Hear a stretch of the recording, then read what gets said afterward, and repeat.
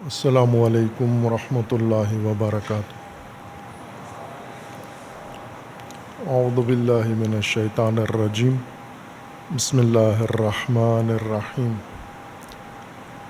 الحمد للہ والصلاة والسلام علی رسول اللہ وآلہ آل اللہ واللعنۃ الدائمۃ علی اعدائہم واعداء اللہ من یوم عداوتہم الی یوم لقاء اللہ، اما بعد، فقال امیر المؤمنین علیہ الصلاۃ والسلام: افضل الزہد اخفاء الزہد۔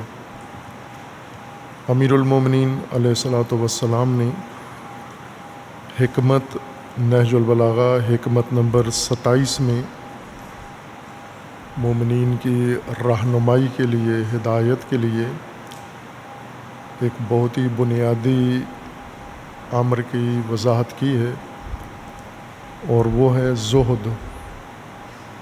زہد کے بارے میں امیر المومنین کا فرمانا ہے: افضل الزہد اخفاء الزہد۔ سب سے برتر زہد اور سب سے افضل زہد، زہد کو مخفی رکھنا ہے، چھپانا ہے، پنہان رکھنا ہے، اس کو لوگوں پر ظاہر نہ ہونے دینا ہے۔ امیر المومنین علیہ الصلاۃ والسلام کی اپنی حیات طیبہ اور سیرت مبارکہ زہد کا سب سے اعلیٰ افضل نمونہ ہے، اور زہد تربیت دینی میں، تربیت انسانی میں بہت ہی بنیادی امر ہے، اور اس کا تذکرہ بھی متدینین میں، مومنین میں اور علماء میں زیادہ ہوتا ہے، اور عام طور پر اس کا معنی مفہوم ترک دنیا لیا جاتا ہے۔ تارک دنیا کو زاہد کہتے ہیں اور ترک دنیا کو زہد کہتے ہیں۔ اس طرح سے خود امیر المومنین علیہ الصلاۃ والسلام کی حدیث مبارک میں ہے، کلام نورانی میں ہے کہ زہد کی توصیف اور زہد کا بیان بہت وسیع ہے، لیکن عمل میں زہد دشوار ترین حقیقت ہے، جسے لوگ تذکرہ زیادہ کرتے ہیں لیکن اس پر عمل کم تر کرتے ہیں۔ زہد کثرت ذکر کے باوجود بھی یہ کہا جا سکتا ہے کہ مبہم اصطلاحات میں سے ہے۔ زہد کی کئی تعریفیں اور کئی مصادیق اور کئی معیارات موجود ہیں۔ اکثر لوگ زہد سے متصف کیے جاتے ہیں کہ اپنے زمانے کے بڑے زاہدین میں سے تھے اور اہل زہد تھے، اور ہر زاہد کو لوگ پسند کرتے ہیں۔ خود لوگ زہد اختیار نہ بھی کریں، لیکن جو شخص زہد رکھتا ہو اس سے محبت کرتے ہیں، اس کا احترام کرتے ہیں، اس کی معنویت اور اس کی روحانیت کے معتقد ہو جاتے ہیں، اور اس کی زندگی کو برتر بہتر زندگی قرار دیتے ہیں۔ لیکن جو حقیقت زہد امیر المومنین علیہ الصلاۃ والسلام نے نہج البلاغہ میں بیان فرمائی، اور خصوصاً خود اپنی حیات طیبہ میں، سیرت مبارکہ میں جس کو اپنایا ہے، اختیار کیا ہے، وہ رائج معنی زہد کا جو اس وقت عام طور پر گفتگو میں مراد لیا جاتا ہے وہ نہیں ہے۔ زہد کی تفسیر، تشریح اور تعریف علم اخلاق نے کی ہے، اور پھر علم اخلاق سے زیادہ اہمیت اس کو علم عرفان نے، علم تصوف نے دی ہے۔ اور اس وقت جو تصور زہد کے بارے میں دینی معاشرے میں، دینی طبقے میں پایا جاتا ہے، یہ صوفیاء کی تفسیر ہے۔ صوفیاء نے زہد کا یہ معنی کیا ہے، یہ تشریح کی ہے کہ انسان دنیا ترک کرے، اور دنیا سے مراد زندگی ہے، مادی زندگی، ظاہری زندگی، معمول کی زندگی، سماجی زندگی، معاشرتی زندگی، عائلی زندگی، معاشی زندگی، یہ چھوڑ دے انسان، تو اس کو زہد کہتے ہیں۔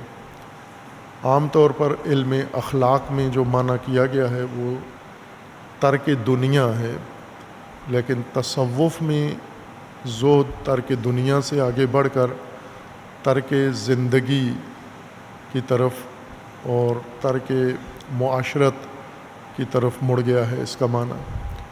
اور آج عموماً زاہدین انہی لوگوں کو کہتے ہیں جنہوں نے دنیا چھوڑی ہو یا نہ چھوڑی ہو، لیکن زندگی ترک کر دی ہو، زندگی کے تقاضے چھوڑ دیے ہوں، زندگی کی ذمہ داریاں چھوڑ دی ہوں، زندگی کے آداب و رسومات کو ترک کر دیا ہو، الگ تھلگ سماج سے، گھر سے، قبیلے سے، گھرانے سے، خاندان سے کٹ کے خانہ نشین ہو جائیں، چلہ نشین ہو جائیں، غار نشین ہو جائیں، یا کسی خاص خانقاہ کے اندر محصور ہو جائیں، اس کو زہد کہا جاتا ہے۔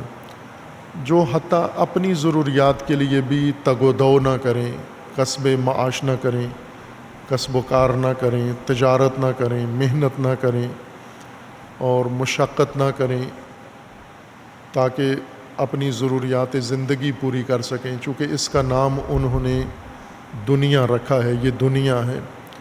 اگر کوئی انسان کام کرے، محنت کرے تاکہ اس کو اجرت ملے، اور اس اجرت کے ذریعے سے اپنی ضرورت پوری کرے، اپنے خاندان کی ضرورت پوری کرے، اپنے گھر اور بیوی بچوں کی ضرورت پوری کرے، تو اس کو دنیا داری کا عنوان دیا ہے۔ اور زہد دنیا ترک کرنا ہے، یعنی سب کو چھوڑ کے آپ فقط عبادت کریں اللہ تبارک و تعالیٰ کی، آپ کثرت سے نمازیں پڑھیں، سال بھر روزے رکھیں اور تسبیحات پڑھیں، ذکر میں مصروف رہیں، اور جو بھی دنیاوی عنوان کے تحت جو کام انجام دیے جاتے ہیں ان سے آپ دوری اختیار کریں۔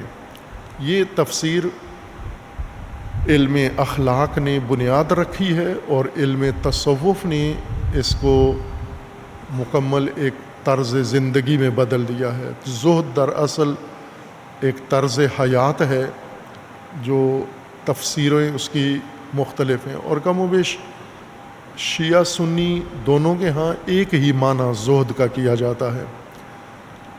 بائیں کہ اہل البیت علیہ السلام نے، اور بالخصوص امیر المومنین علیہ الصلاۃ والسلام نے زہد کے بارے میں باقی تمام معصومین سے بڑھ کر زہد کے بارے میں وضاحت کی ہے، عملی زہد بھی اختیار کیا ہے، اور توصیف میں اور بیان میں بھی زہد کی تشریح و تفسیر سب سے زیادہ امیر المومنین علیہ السلام نے کی ہے، اور اس کے بعد دیگر ائمہ ہدیٰ علیہ السلام نے کتابوں میں، حدیث کی کتابوں میں موجود ہیں، بعض کتابوں نے جنہوں نے موضوعی ترتیب سے احادیث کو اکٹھا کیا ہے، جیسے میزان الحکمہ ہے، انہوں نے زہد کے باب میں تمام احادیث نبوی، علوی اور ائمہ اہل البیت علیہ السلام سے مروی تمام احادیث اس میں اکٹھی کی ہیں، جمع کی ہیں۔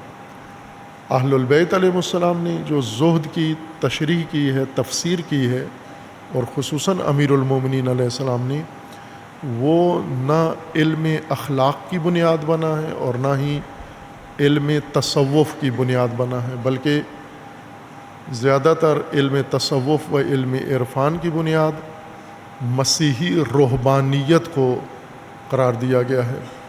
جس طرح قرآن کریم نے بھی مسیحیت کی طرف نسبت دی ہے کہ اللہ نے ان پر روحانیت ضروری قرار نہیں دی تھی، انہوں نے خود اپنے لیے رہبانیت کو اختیار کیا ہے، اور جو چیز خود اپنے لیے چنی تھی اس کا بھی حق ادا نہیں کیا۔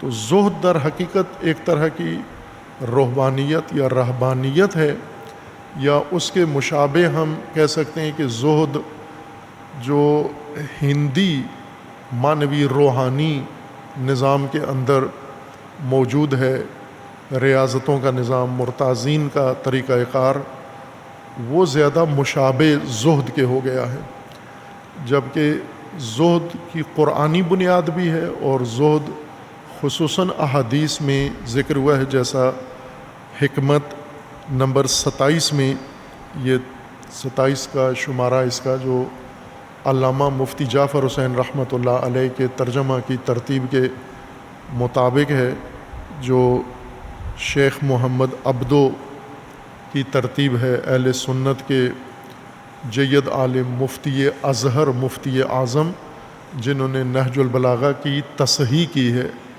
2 نسخے نہج البلاغہ کے سب سے زیادہ معروف ہیں، اور تمام تفاسیر میں، تمام تشریحات میں، شیعہ سنی سب میں، ایران میں، باقی ممالک میں یہی 2 نسخے زیادہ رائج ہیں۔ البتہ اس کے علاوہ بھی ہیں، لیکن ان 2 کا کثرت سے اعتماد و اعتبار ان 2 پر کیا جاتا ہے۔ ان میں ایک شیخ محمد عبدو مفتی اعظم مصر ہیں، اہل سنت کے شیخ، جنہوں نے نہج البلاغہ کے نسخے کی تصحیح کی ہے، مختلف نسخے موازنہ کر کے ان میں سے صحیح نسخہ اپنی تشخیص کے مطابق ترتیب دیا ہے۔ اور دوسرا ڈاکٹر صبحی صالح ہیں، اہل سنت کے دوسرے جید عالم ہیں، جو دمشق کے علماء میں سے ہیں، وہ بھی اہل سنت ہیں۔ انہوں نے بھی نہج البلاغہ کا ایک نسخہ تصحیح کیا ہے، مختلف نسخے ملا کر انہوں نے ایک صحیح نسخہ تشخیص دے کے نشر کیا ہے۔ یہ دونوں ہی رائج ہیں، اور علامہ مفتی جعفر حسین رحمۃ اللہ علیہ نے جس نسخے کو بنیاد قرار دیا ہے ترجمہ کے لیے، یہ شیخ محمد عبدو کی تصحیح شدہ ہے، اہل سنت کے جو علماء ہیں۔ اب اہل سنت کے 2 جید محقق شخصیات ہیں، جنہوں نے نہج البلاغہ کے تمام موجودہ خطبوں اور مکتوبات اور حکمتوں کو منابع سے استخراج کر کے مختلف نسخوں سے، اور کسی خطبے پر انہوں نے شک و شبہ ظاہر نہیں کیا، لیکن بعض دیگر اہل سنت کے غیر اکابرین، اصاغرین اہل سنت، وہ نہج البلاغہ کو شک کی نگاہ سے دیکھتے ہیں، جبکہ یہ 2 جید محقق شخصیات جو صف اول کے محقق ہیں دونوں، اور دونوں کی اعلیٰ علمی خدمات ہیں، متعدد کتابیں ان دونوں بزرگوں کی ہیں، انہوں نے نہج البلاغہ کو پڑھا، پہلے پڑھ کر پھر اس کے نسخوں کے تقابل کیا، اور اس سے ایک صحیح نسخہ نشر کیا ہے۔ دونوں کی ترتیب مختلف ہے، یعنی ایک خطبے کو شیخ محمد عبدو نے ایک خطبہ شمار کیا ہے، اور ڈاکٹر صبحی صالح نے اس کو الگ خطبے کے طور پر 2 خطبے بنا دیا، اس ایک خطبے کو 2 خطبے بنا دیا۔ اس وجہ سے ترتیب میں آگے پیچھے ہیں، ایک ترتیب نہیں ہے۔ اور اس کے علاوہ باقی نسخے بھی ہیں جو ایران کے بعض شیعہ محققین نے جن کی تصحیح کی ہے، اور بعد میں عراق کے بعض محققین نے نہج البلاغہ کے نسخوں کی تصحیح کی ہے، ان کے بھی اسی طرح فرق ہیں کہ کسی نے 2 خطبوں کو ملا کر ایک خطبہ لکھا ہے، کسی نے اس ایک خطبے کو تقسیم کر کے 2 خطبے بنائے ہیں۔ اسی طرح حکمتوں میں بھی نمبروں میں فرق آیا ہے، لیکن تمام جو مواد ایک نسخے میں ہے وہ سارا دوسرے میں بھی موجود ہے، اس میں کوئی کمی کسری نہیں ہے، وہ ساری اصل متن نہج البلاغہ کا محفوظ ہے، صرف نمبروں میں فرق آیا ہے۔ اس لیے یہ حکمت نمبر 27 اس نسخے کے مطابق، مفتی صاحب کے ترجمہ کے نسخے کے مطابق علی علیہ السلام کا فرمانا ہے، افضل الزہد اخفاء الزہد، بہترین زہد زہد کا چھپانا ہے، مخفی کرنا ہے، اور زہد کو ظاہر کرنا یا زہد کو دکھانا لوگوں کو، یہ افضل زہد نہیں ہے، افضل یہ ہے کہ انسان زاہد ہو اور کسی کو پتہ بھی نہ ہو، خبر بھی نہ ہو کہ یہ انسان زاہد انسان ہے۔ لیکن پہلے زہد کا صحیح معنی ہمیں معلوم ہونا چاہیے۔ جیسا کہ روایات کے اندر اہل البیت علیہ السلام نے پہلا کام یہی کیا ہے۔ زہد کا حقیقی معنی قرآن کے مطابق ذکر فرمایا کہ اصل زہد کس کو کہتے ہیں۔ ترک دنیا بھی ایک مبہم اصطلاح ہے، چونکہ خود دنیا کی حد بندی نہیں ہوئی، دنیا بھی دوسرے لفظوں میں ضروریات زندگی کو ہی دنیا کہتے ہیں، یعنی یہ کھانا پینا، سونا جاگنا، یہ سب دنیاوی امور شمار ہوتے ہیں۔ اور اس کے مقابلے میں، دنیا کے مقابلے میں دین اور آخرت کی اصطلاح استعمال ہوتی ہے، بلکہ دنیا کے مقابلے میں 3 لفظ استعمال ہوتے ہیں۔ دین و دنیا ایک اصطلاح جو دنیا کے مقابلے میں وہ دین ہے، دوسری اصطلاح دنیا و آخرت جو قرآن کریم نے بھی استعمال کی ہے، تقابل کیا ہے 2 زندگیوں کا، 2 مرحلوں کا، دنیا و آخرت۔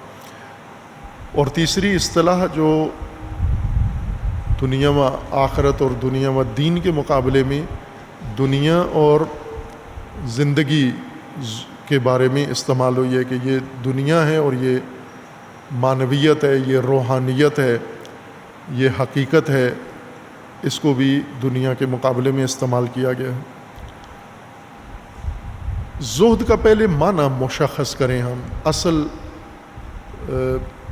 معرفت، شناخت جو ہم نصوص کے ذریعے، آیات کے ذریعے، احادیث کے ذریعے جو معرفت حاصل کرتے ہیں ہم، یعنی لفظی دلیلوں کے ذریعے سے، لفظی متون کے ذریعے سے، لفظی منابع کے ذریعے سے جو معرفت ہمیں حاصل ہوتی ہے، جن میں الفاظ کا استعمال ہوتا ہے کہ زیادہ تر انسان کی شناخت، دینی یا علمی شناخت الفاظ کی مدد سے ہے۔ آپ باقی علوم بھی جتنے پڑھتے پڑھاتے ہیں الفاظ کی مدد سے سارے علوم حاصل کرتے ہیں۔ آپ سائنس پڑھتے ہیں تو علم الفاظ کی مدد سے، کسی لغت میں، کسی زبان کے ذریعے سے آپ علم پڑھتے ہیں، سائنس حاصل کرتے ہیں، میتھ پڑھتے ہیں، فلسفہ پڑھتے ہیں، دین پڑھتے ہیں، فقہ پڑھتے ہیں، تاریخ پڑھتے ہیں۔ تو اس سب میں الفاظ کا استعمال ہوتا ہے۔ زیادہ انسان کے لیے تبادلے کا ذریعہ الفاظ ہیں، اور الفاظ کے ذریعے جب انسان کسی چیز کو سمجھنے کی کوشش کرتا ہے تو پہلے لفظی قواعد اس کو معلوم ہونے چاہیے کہ الفاظ کے آداب کیا ہیں، الفاظ کے قواعد کیا ہیں، الفاظ کے معانی کیا ہیں، الفاظ کا استعمال کیسے ہوتا ہے۔ جب الفاظ کو ذریعہ قرار دینا ہے معرفت کا، شناخت کا، تو الفاظ کی شناخت پہلے آپ کے لیے لازمی ہونا چاہیے۔ اس لیے دین شناسی میں آغاز ادبیات سے ہوتا ہے، ادبیات عرب سے ہوتا ہے کہ پہلے آپ ادبیات عرب یعنی لغت عرب اور الفاظ عربی کو سمجھیں۔ آپ الفاظ عربی سمجھنے کے لیے پہلے آپ کو متعلقہ علم جو عربی سمجھنے کے لیے ہیں، علم صرف ہے، علم نحو ہے، علم معانی ہے، علم بیان ہے، علم بلاغت ہے، علم اشتقاق ہے، علم فقہ اللغہ ہے۔ یہ علوم ہیں جو انسان کو عربی لفظ کے آداب اور قواعد بتاتے ہیں، جن عربی الفاظ کے اندر دین بیان کیا گیا ہے، احادیث ہیں اور قرآن ہے۔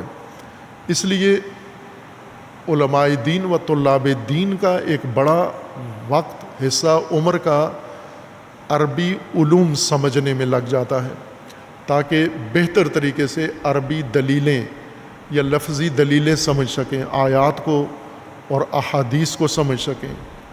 وہ لوگ جو الفاظ کو نظر انداز کر کے اور کسی بھی ذریعے سے ڈائریکٹ چلے جاتے ہیں دین شناسی میں اور الفاظ کو ضروری نہیں سمجھتے، عموماً خطا کرتے ہیں، غلطی کرتے ہیں، اور اکثر قرآن نہیں سمجھتے بلکہ یعنی قرآن سے کچھ مفہوم یا معنی نہیں لیتے، بلکہ قرآن کو معانی دیتے ہیں، قرآن کو تفسیر دیتے ہیں، نہ کہ قرآن سے ہدایت لیتے ہیں۔ قرآن کو ہدایت دیتے ہیں، علم دیتے ہیں قرآن کو اپنی طرف سے جو انہوں نے حاصل کیا ہوتا ہے اسکول میں، کالج میں، مطالعات میں، سنا کے، مجلسوں میں، ممبروں میں، ذاکروں سے جو کچھ ذہنیت بنی ہوتی ہے، یہ قرآن کے اوپر ٹھونس دیتے ہیں۔ قرآن سے لینے کے لیے سب سے پہلے جو قرآن نے ذریعہ اختیار کیا ہے ہدایت کا، الفاظ، ان الفاظ کے قواعد و ضوابط آپ کو معلوم ہونے چاہیے۔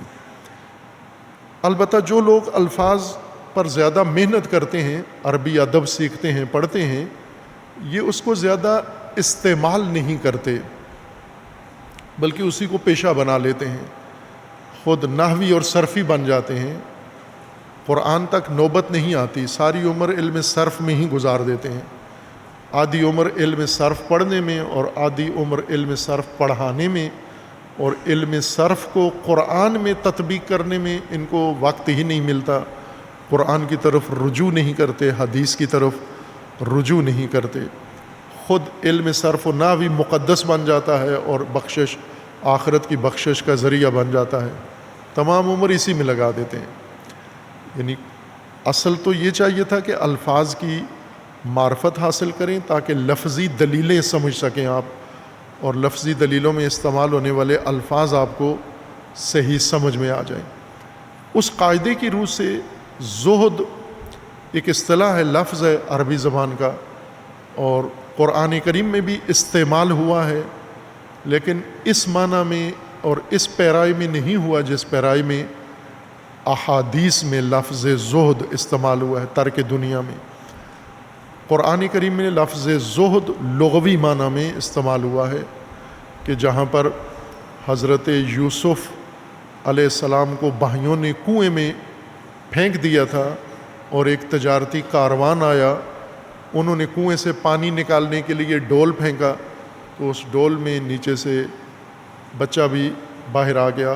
اس بچے کو دیکھ کر ان کے اندر جو احساس پیدا ہوا وہ بچہ انہوں نے نکال لیا۔ پہلے کاروان والوں میں آپس میں بات چیت ہوئی کہ اس بچے کا کیا کریں، تو کچھ نے یہ کہا کہ اس کو دوبارہ کنویں میں پھینک دیں، کچھ نے کہا کہ اس کو چھوڑ دیں، ادھر آس پاس گمشدہ بچہ ہے، گر گیا ہے کنویں میں، چھوڑ دیں، والدین آ کے لے جائیں گے، اور کچھ نے کہا کہ اس کو ہم ساتھ لے جاتے ہیں اور یہ ہمارے کام آ سکتا ہے، اس لیے انہوں نے اس کو ساتھ لے لیا۔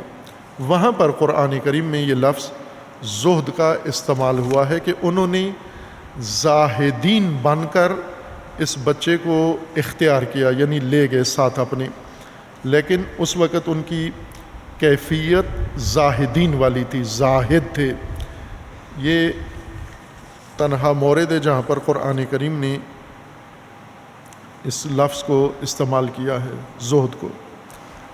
سورہ یوسف میں قصہ یوسف اللہ تعالیٰ نے ترتیب کے ساتھ بیان کیا ہے، اور اس میں آیا 19 میں یہ ہے، اس سے پہلے یہ قصہ بیان ہوا ہے کہ بھائیوں نے اس بھائی کو حسد کی وجہ سے کنویں میں پھینک دیا، چونکہ یہ والد کے زیادہ قریب تھے، لاڈلے تھے، اور توجہ والد کی ان کی طرف زیادہ تھی، بھائیوں کو حسد ہوا، انہوں نے اس بھائی کو حسد کی وجہ سے کنویں میں پھینک دیا۔ اور پھر اس کے بعد وجاءت سیارۃ، پھر ایک کاروان آیا جو مصر جا رہا تھا، یہ کاروان آیا، فارسلوا واردہم، انہوں نے اپنا بندہ بھیجا پانی نکالنے کے لیے، فادلی دلوہ، اس کاروان کے بندے نے جا کر اپنا ڈول کنویں میں ڈالا، قال، جب اس نے ڈول باہر نکالا تو اس میں بچہ دیکھ کر اس نے کہا، قال یا بشرا ھذا غلام، یہ ایک بچہ بھی بیچ میں کنویں سے پانی کے ساتھ ساتھ بچہ بھی آ گیا ہے، وَأَسَرُّوهُ بِضَاعَةً وَاللَّهُ عَلِيمٌ بِمَا يَعْمَلُونَ۔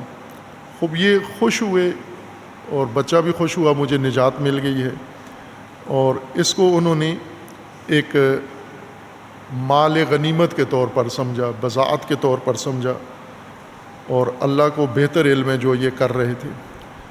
وَشَرَوْهُ بِثَمَنٍ بَخْسٍ دَرَاهِمَ مَعْدُودَةٍ، انہوں نے یہ بچہ بیچ دیا ثمن بخس میں، بہت ہی کوڑیوں کے مول۔ وہ جو داستان ایک قصہ یوسف میں بنی ہوئی ہے، معاشقانہ داستان حسن یوسف، کہ یوسف ایسے خوبصورت بچہ تھا جسے دیکھ کے لوگ مدہوش ہوتے تھے۔ اس آیہ کریمہ میں ہے کہ انہوں نے یوسف کو بیچا، دن بھر غلاموں کی منڈی میں بٹھا کے رکھا اور کسی نے نہیں خریدا، کسی نے یوسف میں کوئی دلچسپی نہیں دکھائی۔ آخر کار شام کو دراہم بخس، بہت ہی کوڑیوں کے مول، چونکہ جو چیز دن بھر نہیں بکتی شام کو اس کی قیمت گر جاتی ہے۔ ابھی مویشی منڈی لگی ہوئی ہے عید قربان کے لیے، ابھی آپ منڈی میں جائیں تو لاکھوں روپے میں وہ ہر چیز کی، بکروں کی قیمت لاکھوں روپے میں ہے۔ یہ دن گزرتے جائیں، پھر عید کا دن آ جائے گا، عید کا دن بھی جب آدھا گزر جائے گا، عید کے ظہر سے قیمتیں گرنا شروع ہوتی ہیں۔ پھر اگر عید گزر کے اگلی رات کو منڈی میں جائیں تو بالکل کوڑیوں کے مول آپ بکرے اور بیل اور ساری چیزیں خرید سکتے ہیں، چونکہ نہیں بکے اب ان کو واپس لے کے جانا پڑے گا، لہٰذا وہ چاہتے ہیں جتنے میں بکتا ہے وہ بیچ دیں۔ جلد باز لوگ ہوتے ہیں، پہلے جا کے مہنگی چیزیں خرید کے لے آتے ہیں، اور یہی عید والے دن آدھی قیمت پہ یہ ساری چیزیں مل جاتی ہیں، جانور۔ اسی طرح ہوا، سارا دن یہ یوسف کو سجا کے بٹھا کے رکھا، غلاموں کی فروخت کی اس میں، اور کسی نے نہیں خریدا، کسی نے دلچسپی نہیں لی۔ پھر ایک جوڑا آیا، انہوں نے آ کر دیکھا کہ شام ہو گئی ہے، ایک غلام ان کے پاس ہے، اور انہوں نے قیمت لگائی۔ کاروان نے جو قیمت مانگی انہوں نے نہیں دی، اور انہوں نے اس کی بہت ہی کم قیمت لگائی، قیمت بخس یعنی بہت ہی معمولی قیمت لگائی، اس کی تھوڑی سی قیمت لگائی، اور اسی میں انہوں نے بیچ دیا۔ کاروان والوں نے کہا ٹھیک ہے، آپ جتنے میں لینا چاہتے ہو یہ لے جاؤ، ہماری جان چھوٹے اس سے، یہ جتنے میں لینا چاہتے ہو لے جاؤ آپ۔ ظاہر کھانا بھی کھلانا پڑتا تھا بچے کو، اب 3 ٹائم کا کھانا اسے کھلائیں تو وہ کہتے چلو یہی بچت ہو جائے گی، کھانے کی بچت ہو جائے گی، جتنے میں جاتا ہے جانے دو اس کو، دے دیا۔ وَشَرَوْهُ بِثَمَنٍ بَخْسٍ دَرَاهِمَ مَعْدُودَةٍ وَكَانُوا فِيهِ مِنَ الزَّاهِدِينَ، اور یہ کاروان جنہوں نے بیچا یہ اس یوسف میں بچے میں زاہدین تھے، بے رغبت تھے، انہیں کوئی رغبت نہیں تھی اس بچے کے اندر، بالکل اس سے بے رغبت تھے، اس میں کوئی دلچسپی نہیں تھی۔ یہ واحد زہد کا لفظ ہے جو قرآن کریم میں استعمال ہوا ہے، وہ بھی ترک دنیا میں استعمال نہیں ہوا، بلکہ زہد کاروان کا ذکر ہوا ہے یوسف کے بارے میں، کہ یوسف کے بارے میں کاروان نے زہد اختیار کیا ہوا تھا، زاہدین تھے۔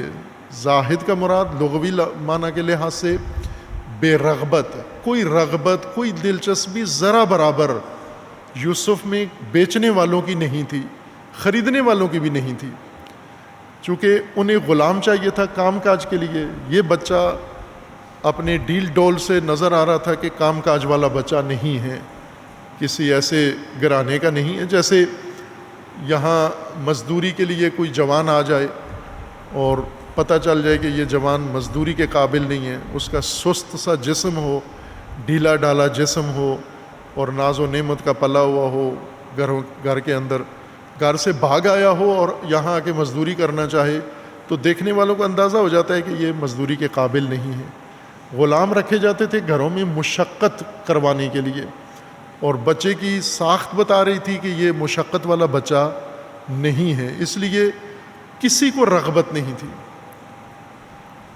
یوسف کے اندر۔ حالانکہ بچپن میں بچے زیادہ خوبصورت ہوتے ہیں، وہ جو قصہ قرآن نے ذکر کیا ہے وہ جوانی کا تھا مصر میں، یہ بچپن میں تو بچہ زیادہ خوبصورت ہوتا ہے۔ جو فلم بنائی گئی حضرت یوسف کی، وہ بھی یوسف کی کم ہے، زلیخا کی زیادہ ہے وہ فلم، وہ اس کا نام زلیخا رکھا جاتا تو زیادہ بہتر تھا وہ۔ یوسف کا اس میں صرف ٹول کے طور پر یوسف کو استعمال کیا گیا ہے، اصل میں زلیخا نمایاں کی گئی ہے وہاں پر۔ زاہد کا یہ واحد قرآنی استعمال ہے، اور وہ بھی کاروان کا زہد یوسف میں، کہ کاروان نے زہد دکھایا یوسف میں، یعنی بے رغبتی دکھائی، کوئی رغبت نہیں تھی، کوئی چاہت نہیں تھی کہ یہ بچہ کاروان کے پاس رہے، کسی نہ کسی طریقے سے اپنی گردن سے اتارنا چاہتے تھے کہ کوئی بھی لے جائے، اگر شاید کوڑیوں کے مول بھی نہ دیتے، مفت میں کوئی مانگتا تو شاید یہ کاروان اتنا زاہد تھا کہ یہ مفت میں بھی یوسف کو دے دیتے کہ جان چھوٹے ہماری، یہ لے جائیں آپ اس کو۔ ایک بوجھ سمجھ رہے تھے اپنے اوپر کاروان والے، لہٰذا اسے دے دیا انہوں نے قیمت بخس میں۔ زہد کا جو معنی رائج ہے، جو روایات کے اندر بیان کیا گیا ہے، وہ لفظ زہد کے ساتھ قرآن میں ذکر نہیں ہوا، بلکہ وہ دیگر الفاظ کے ساتھ ذکر ہوا۔ ہم پہلے لغوی معنی اس کا مشخص کر لیں، پھر اس کے بعد اس کا اصطلاحی معنی جو روایات میں بیان ہوا ہے اور جو علوم نے اختیار کیا ہے اسے بیان کریں گے، تاکہ نہج البلاغہ کی حکمت 27 میں مد نظر زہد ہمیں معلوم ہو جائے۔ زہد زے ہے دو آنکھوں والی اور دال، زہد زاہدہ رغبت کے مقابلے میں استعمال ہوتا ہے۔ زہد و رغبت آپس میں متضاد ہیں۔ رغبت کسی چیز کی طرف انسان کے رجحان کو کہتے ہیں، اور زہد بے رغبتی کو کہتے ہیں، کسی چیز سے دوری، بیزاری، لا تعلقی، بے رغبتی کو زہد کہتے ہیں۔ لیکن یہ اصطلاحی معنی ہے رغبت کا بھی اور زہد کا بھی۔ لغوی معنی رغبت اور زہد کا وہ الگ ہے، اور وہ ہے جو عربی الفاظ ہیں، عربی تہذیب میں یہ الفاظ بنے ہیں، عربی ماحول میں اور عربی وسائل زندگی کے اندر یہ الفاظ سارے بنے ہیں۔ زہد و رغبت عربوں نے استعمال کی قرآن کے نزول سے پہلے، اسلام کے ظہور سے پہلے عربی زبان رائج تھی اور لوگ اس میں آپس میں بات چیت کرتے تھے۔ قرآن نے وہی الفاظ اور وہی معانی جو نزول قرآن سے پہلے عربوں کے ہاں رائج تھے، متداول تھے، انہی الفاظ اور معانی کو قرآن نے اختیار کیا ہے اور ان کو ہدایت کے الہی معانی میں استعمال کیا ہے، لغوی معنی کی مناسبت سے۔ چونکہ لغوی معنی جو ان الفاظ کا تھا، قرآنی معانی اسی کے ساتھ تناسب رکھتے تھے، اس وجہ مناسبت سے وہ معنی قرآنی معانی کے اندر استعمال ہوا ہے، لفظ استعمال ہوا ہے۔ عربی ماحول میں، صحرائی عربی ماحول میں جو آج بھی ویسا ہی ہے، ہر چند انہوں نے شہر اچھے بنا لیے ہیں، لیکن صحرا وہی ہیں، اسی دور والے ہیں، جن کے اندر سب سے زیادہ قلت صحرائی زندگی میں پانی کی ہے۔ یہ ساری دنیا میں جہاں بھی صحرا ہیں، ریگستان ہیں، تو پانی نہ ہونے کی وجہ سے ہی ریگستان بن گئے ہیں، صحرا بن گئے ہیں، اور پانی کی قلت وہاں کی آبادی کے لیے سب سے بڑی مشقت ہے، سب سے بڑی زحمت ہے۔ یہ عربی زندگی میں بھی، صحرائی زندگی میں پانی بنیادی چیز تھی، حیاتی چیز، اور انتہائی قلیل پانی تھا۔ پانی کا سب سے بڑا منبع صحرائیوں کے لیے بارش ہے، اور جو کم ہوتی ہے، کبھی کبھار بارش ہوتی ہے، اور بارش کے بعد پانی اکٹھا ہو جاتا ہے، جمع ہو جاتا ہے، گڑھے ہوتے ہیں، بڑے اور چھوٹے وادیاں ہیں، ان کے اندر پانی جمع ہو جاتا ہے اور کچھ عرصے تک وہ پانی رہتا ہے، پھر استعمال میں اور دھوپ کی وجہ سے تبخیر ہو جاتا ہے یا استعمال میں آ جاتا ہے، یا زمین کے اندر پانی دھنس جاتا ہے اور یہ ذخیرہ ایک مدت کے بعد ختم ہوتا ہے، پھر دوبارہ پانی کی تلاش ہوتی ہے۔ چشمے نہیں ہیں، کم ہیں، کنویں کھودتے تھے لیکن کنویں زیادہ گہرائی میں پانی ہوتا تھا، اور اگر کنویں کا پانی نکلتا بھی تھا تو کھارا پانی ہوتا تھا، نمکین پانی جو پینے کے قابل نہیں تھا، میٹھا پانی مشقت سے، مشکل سے کنویں سے نکلتا تھا، دریا تھے ہی نہیں تاکہ ان دریاؤں کا پانی انہیں میسر ہو۔ اب ایسے میں پانی بہت ہی نادر چیز، نایاب چیز اور قیمتی چیز سمجھی جاتی ہے۔ سارا دار و مدار صحرائی زندگی میں، صحرائی ماحول میں انسانی زندگی کا پانی کے اوپر ہے۔ پانی بڑی نعمت ہے ان کے لیے، اور پانی کا منبع بھی یہی بارش تھی، اور بارش کا رکا ہوا پانی گڑھوں کے اندر۔ جن گڑھوں میں پانی اکٹھا ہوتا تھا یہ مختلف سائز کے ہیں۔ جیسے ابھی آپ اپنی جہاں جہاں آپ کی سرزمین ہے، آبائی سرزمین، یا جہاں پر آپ مقیم ہیں، مثلا ابھی آپ لاہور میں ہیں تو لاہور میں دیکھ لیں، پانی جب بارش برستی ہے تو پانی کھڑا ہو جاتا ہے، برسات میں زیادہ پانی جمع ہو جاتا ہے اور باقی موسم میں تھوڑا پانی جمع ہوتا ہے۔ جب پانی زیادہ بارش برسے یا کم پانی برسے اکٹھا ہوتا ہے، جمع ہوتا ہے، بڑے لان میں، بڑے صحن میں زیادہ پانی جمع ہو جاتا ہے، چھوٹے صحن میں تھوڑا پانی جمع ہوتا ہے۔ یہ جو چھوٹے بڑے گڑھے پانی کے بنتے تھے، اعراب نے، عربوں نے ان کے یہ نام رکھے ہوئے تھے۔ جو بڑا گڑھا ہوتا تھا جس کے اندر زیادہ پانی جمع ہوتا تھا اور دیر تک وہ پانی رہتا تھا، اس گڑھے کو رغیبہ کہتے تھے۔ یہ رغیبہ بڑا گڑھا، بڑی جھیل یا بڑا ایک کھڈا جس کے اندر زیادہ پانی جمع ہوتا ہے اور دیر تک وہ پانی رہتا ہے، جوہڑ کہہ لیں یا جو بھی نام رکھیں اس کا، وہ پانی کا گڑھا جو بڑا ہوتا ہے جس کے اندر پانی زیادہ مقدار میں اکٹھا ہوتا ہے، اس کو رغیب کہتے تھے۔ رغیبہ، یہ حوض رغیب ہے یا یہ ارض رغیبہ ہے۔ اور اس کے مقابلے میں وہ گڑھا اور کھڈا جو چھوٹا ہوتا تھا، اس میں پانی اکٹھا ہوتا تھا لیکن تھوڑا سا پانی جمع ہوتا تھا، اس کو زہید کہتے تھے۔ یہ زہید و رغیب، زہید چھوٹے پانی کا گڑھا جس میں چھوٹا تھوڑا پانی ہے، اور رغیب بڑے پانی کا گڑھا جس میں زیادہ پانی وافر مقدار کے اندر اکٹھا ہوا ہے۔ یہ اصل دو اصطلاحیں ان کی قائم ہوئی تھیں، رغیب اور زہید کی، پانی کی مقدار کے حوالے سے صحرا کے اندر۔ اور اسی سے رغبت و زہد دونوں کا معنی بھی معلوم ہو گیا تھا۔ کہ رغبت کہتے تھے یہ وسعت کو، جس پانی کی وسعت کو، حوض کی وسعت کو، جھیل کی وسعت کو، جوہر کی وسعت کو رغبت کہتے تھے، اور گڑھے کی، پانی کے گڑھے کی تنگی کو، کمی کو اور قلت کو زہد کہتے تھے۔ زہد کا مطلب ہوتا تھا قلت، گنجائش میں قلت۔ گنجائش اگر گڑھے کی کم ہے تو یہ زہد ہے، گنجائش کی کمی۔ اگر پانی جتنا، جیسے برتنوں میں پانی آپ ڈالتے ہیں، کچھ برتن ہوتے ہیں جن میں زیادہ پانی آتا ہے، کچھ برتنوں میں کم پانی آتا ہے۔ برتنوں کی گنجائش و ظرفیت کے لیے یہ لفظ استعمال ہوتا تھا۔ جس میں ظرفیت تنگ ہو، کم ہو، اس کو زہیدہ کہتے تھے۔ اور زہد یعنی قلت، گنجائش کی کمی، قلت، اور رغبت گنجائش کی وسعت جس میں گنجائش زیادہ ہو، اس کو رغبہ کہتے تھے۔ اور زاہدہ گنجائش کی قلت کو کہتے تھے، تھوڑی گنجائش۔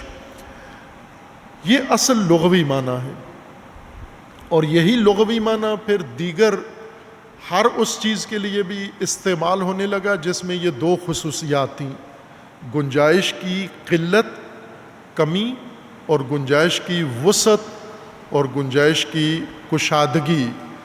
ظاہر ہے پانی کے ظرف یا پانی کے گڑھے کے علاوہ بھی باقی چیزیں بھی ہیں جن میں ظرفیت اور گنجائش ہوتی ہے، اور وہ گنجائش تھوڑی بھی ہوتی ہے، زیادہ بھی ہوتی ہے۔ جس کی گنجائش تھوڑی ہے وہ زہید ہے، زاہد، اور جس کی گنجائش زیادہ ہے وہ رغیب ہے، اس کو رغیب کہتے تھے۔ اور یہ پھر انسانوں کے لیے بھی استعمال ہونے لگا۔ پہلے اشیاء کی ظرفیت اور گنجائش کے لیے استعمال ہوتے تھے یہ دو لفظ، اور پھر انسانوں کی ظرفیت کے لیے بھی استعمال ہونے لگے کہ انسانوں میں کتنی ظرفیت ہے۔ انسان بھی ظرفیت کے لحاظ سے مختلف ہیں۔ اور سب سے پہلے عربوں میں جو انسان کے لیے زہد اور رغبت کا لفظ استعمال ہوا وہ کھانے کے لیے استعمال ہوا۔ پہلے پانی کی ظرفیت کے لیے استعمال ہوتا تھا، پھر اس کے بعد دیگر اشیاء کی ظرفیت کے لیے یہ زہید اور رغیب استعمال ہونے لگا. لیکن جب انسانوں کی ظرفیت کے بارے میں استعمال ہوا تو سب سے پہلے انہوں نے کھانے کے بارے میں استعمال کیا. یعنی وہ لوگ جو کھانا زیادہ کھاتے ہیں اور وہ لوگ جو کھانا کم کھاتے ہیں ابھی بھی ایسے ہی ہیں. کچھ لوگ کھانا زیادہ کھاتے ہیں, کچھ لوگ کھانا کم کھاتے ہیں. یہ جو کم کھانا کھاتے ہیں ان کو کہتے تھے یہ زاہد ہیں. یعنی ان کے اندر جو معدے کے اندر ظرفیت ہے کھانے کی وہ تھوڑی ہے, چھوٹی ہے. زاہد چھوٹی ظرفیت کھانے والی, جس میں تھوڑا سا کھانا جاتا ہے. اور راغب ان لوگوں کو کہتے تھے جن کے اندر زیادہ ظرفیت ہے, زیادہ کھانا کھاتے ہیں. مثلا ایک عام آدمی معمول کے مطابق جتنا کھانا کھاتا ہے تو زاہد اس سے بھی کم کھانا کھاتا ہے اور راغب اس سے زیادہ کھانا کھاتا ہے. مثلا معمول کا آدمی اگر 2 روٹیاں کھاتا ہے تو زاہد 1 روٹی کھائے گا اور راغب 3 روٹیاں 4 روٹیاں کھائے گا. یعنی معمولی آدمی کی ظرفیت سے زیادہ جو کھاتا ہے اور معمولی آدمی کی ظرفیت سے کم مقدار میں کھاتا ہے. یہ لغوی استعمال تھا. زاہد کم خور اور راغب بسیار خور, زیادہ خور کو کہتے تھے جو زیادہ کھاتا ہو, زیادہ کھاتا ہے چونکہ اس کی معدے کی ظرفیت زیادہ ہے اس کے اندر. کھانے کے لیے استعمال ہوا. لیکن پھر اگلے مرحلے میں کھانے کے علاوہ باقی اشیاء کے لیے بھی یہ دونوں لفظ استعمال ہونے لگے, چونکہ کھانے کے علاوہ بھی انسان باقی وسائل زندگی میں بھی انسان مختلف ہیں. کچھ انسانوں کے پاس زیادہ وسائل ہیں, کچھ انسانوں کے پاس کم وسائل ہیں, کچھ انسانوں کے پاس زیادہ زمینیں ہیں, کچھ انسانوں کے پاس کم زمینیں ہیں. تو یہ ان میں بھی استعمال ہونے لگا. رغیب ان لوگوں کو کہتے تھے جن کی جائیدادیں زیادہ ہیں, اور زہید ان لوگوں کو کہتے تھے جن کے پاس باغات کم ہیں, درخت کم ہیں, پھل کم ہیں. اور اس طرح یہ لفظ قرآن کے نزول سے پہلے عربوں کے اندر استعمال ہوتا تھا. رائج تھے یہ دونوں لفظ, راغب اور زاہد دونوں تقابل کی صورت میں استعمال ہوتے تھے. اور پھر یہ لفظ جو لغوی اعتبار سے استعمال ہونے لگا انسان کی خواہش کے بارے میں بھی, ظرفیت سے خواہش میں بھی استعمال ہونے لگا کہ انسانوں کی خواہش 2 طرح کی ہوتی ہے. کچھ لوگوں میں چھوٹی خواہش ہوتی ہے, کم خواہش ہوتی ہے, اور کچھ لوگوں میں زیادہ خواہش زیادہ ہوتی ہے. جن لوگوں میں تھوڑی خواہش ہو ان لوگوں کو زاہد کہتے تھے, اور جن لوگوں میں زیادہ خواہش ہو ان کو راغب کہتے تھے. راغب زیادہ خواہشات رکھنے والے اور زاہد کم خواہشات رکھنے والے, قلیل خواہش رکھنے والے. روایات میں اسی معنی میں زہد استعمال ہوا ہے, خواہش کے معنی میں. روایات نے معنی وہی لغت سے لیا ہے. قرآن نے ایک ہی آیت میں لفظ زہد استعمال کیا ہے اور وہ بھی اسی معنی میں, خواہش کے معنی میں, کہ جس کاروان نے یوسف کو نکالا تھا کنویں سے اس کاروان کی کوئی رغبت نہیں تھی بچے کے اندر. انہیں بوجھ سمجھتے تھے اور انہوں نے کوڑیوں کے مول ان بچے کو بیچ دیا چونکہ زاہدین تھے. یعنی بالکل خواہش نہیں تھی, اس بچے کو ساتھ رکھنے میں کوئی رغبت نہیں تھی. تجارتی کاروان تھا اور تاجر حسن نہیں دیکھتا, قیمت دیکھتا ہے ہر چیز کی کہ قیمتی کتنا ہے یہ. اور بچے میں ان کو لگا کہ نہ کوئی کام جانتا ہے, نہ مشقت ہے, نہ ٹف جسم اس کا لگتا ہے. لوگوں کو جن مقاصد کے لیے, جن اغراض کے لیے غلام چاہیے ہوتے ہیں یہ بچہ وہ مقصد پورا نہیں کر سکتا. تو گاہکوں کی بھی کوئی دلچسپی نہیں تھی, بیچنے والوں کی بھی کوئی دلچسپی نہیں تھی. اسی معنی میں انہوں نے استعمال کیا. قلت خواہش, قلت رغبت اور قلت چاہت میں لفظ زہد قرآن نے استعمال کیا. روایات نے بھی اسی معنی میں استعمال کیا ہے. تمام روایات میں لفظ زہد قلت خواہش اور قلیل چاہت کے بارے میں استعمال ہوا ہے, اور اس کے مقابلے میں رغبت, زیادہ خواہش, بڑی خواہش, شدید خواہش, وسیع خواہش کو رغبت کہا گیا ہے. لیکن یہ خواہش وسائل کے بارے میں ہے, جو انسان کو زندگی کے لیے وسائل ضروری ہوتے ہیں. وسائل ضرورت کے وسائل سہولت کے وسائل اور تفریح کے اور عیاشی کے وسائل، 3 طرح کے وسائل انسان کو چاہیے ہوتے ہیں۔ ضرورت کے وسائل جن کے بغیر انسان کی زندگی گزرتی نہیں ہے، جیسے 3 وقت کا کھانا ہے، یہ کھانا وسیلہ ہے اور یہ ضرورت ہے انسان کی، ہر انسان کی ضرورت ہے 3 وقت کا کھانا۔ سہولت یہ ہے کہ آپ یہ کھانا آپ کے لیے بنا بنایا پکا پکایا کوئی آ کے دے، آپ کو مزید وسیلہ چاہیے، ایک بڑا کچن بھی ہو، راشن سٹور بھی ہو، آپ کے اس راشن کے آسان دستیابی بھی ہو، یہ سہولت ہے آپ کی۔ اور تفریح یہ ہے کہ آپ خود بھی کھائیں، اپنے جانوروں کو بھی کھلائیں، کتوں کو بھی کھلائیں، اپنے مہمانوں کو بھی کھلائیں، اور کھانا جتنا کھاتے ہیں اس سے 2 گنا زیادہ ٹوکرے میں بھی ڈال دیں آپ، یہ عیاشی ہے، یہ اسراف ہے۔ ظاہر یہ بھی وسائل ہیں، آپ جتنا کھاتے ہیں ضرورت پوری کرتے ہیں، یہ بھی وسیلہ ہے، اور جو کھانے کے ضرورت پوری کرنے کے ساتھ ساتھ سہولت اور آسانی جس چیز سے آپ کو میسر آتی ہے وہ سہولت ہے آپ کی، اور ضرورت اور سہولت سے آگے جو آپ استعمال کرتے ہیں وسیلے کو، یہ عیاشی ہے آپ کی۔ تو تینوں قسم کے وسائل انسان کو درکار ہوتے ہیں، یا انسان کے پاس ہیں۔ آج کے انسان کے پاس تینوں وسائل ہیں، ضرورتیں بھی ہیں، سہولتیں بھی ہیں، اور ضرورتوں اور سہولتوں سے زیادہ وسائل بھی ان کے اختیار میں ہیں۔ کچھ ایسے لوگ ہیں جن کے اختیار میں نہیں ہیں، یہ وسائل نہیں ہیں ان کے پاس۔ بعض ایسے ہیں پاکستان میں بھی ایک ایسا بڑا طبقہ ہے جن کے پاس زندگی کی ضروریات بھی نہیں ہیں، وسائل ضروریہ بھی نہیں ہیں، نہ کھانے کے وسائل، نہ رہنے کے وسائل، نہ صحت کے وسائل، نہ پڑھائی کے وسائل، نہ باقی لوازمات زندگی میں سے کم ترین وسائل ان کے پاس ہیں، یا بالکل نہیں ہیں، یا اگر ہیں تو بہت ہی کم ہیں، ضرورت سے کہیں کم ہیں۔ ایک یہ طبقہ ہے جن کو فقراء کہتے ہیں، مساکین اور فقراء، ضروریات زندگی نہیں ہیں ان کے پاس۔ دوسرا وہ طبقہ ہے جن کے پاس ضروریات پوری ہیں، سہولیات نہیں ہیں، آسانیاں نہیں ہیں، مثلا گاڑیاں نہیں ہیں ان کے پاس، سائیکلوں پہ جاتے ہیں، بس پہ جاتے ہیں، عوامی ٹرانسپورٹ پہ جاتے ہیں، ویگنوں پہ جاتے ہیں، اپنی گاڑی نہیں ہے ان کے پاس، سہولت نہیں ہے، ضرورت پوری ہے، سہولت نہیں ہے۔ اب ظاہر ہے ان کو سہولت کی، جن کی ضرورت پوری نہیں ہے، ان کی تمنا، ان کی خواہش یہ ہے کہ ہماری ضروریات پوری کرو، اور ہماری ضروریات پوری ہونی چاہیے، جو بھی کرے۔ اللہ سے بھی یہی مانگتے ہیں ہماری ضروریات پوری کرو، اپنے رشتہ داروں سے بھی یہی مانگتے ہیں ہماری ضروریات پوری کرو، حکومتوں سے، حکمرانوں سے بھی یہی مانگتے ہیں ہماری ضروریات پوری کرو۔ جن کی ضروریات پوری ہیں وہ خاموش نہیں ہیں، وہ ان سے بھی زیادہ مانگتے ہیں، وہ سہولتیں مانگتے ہیں۔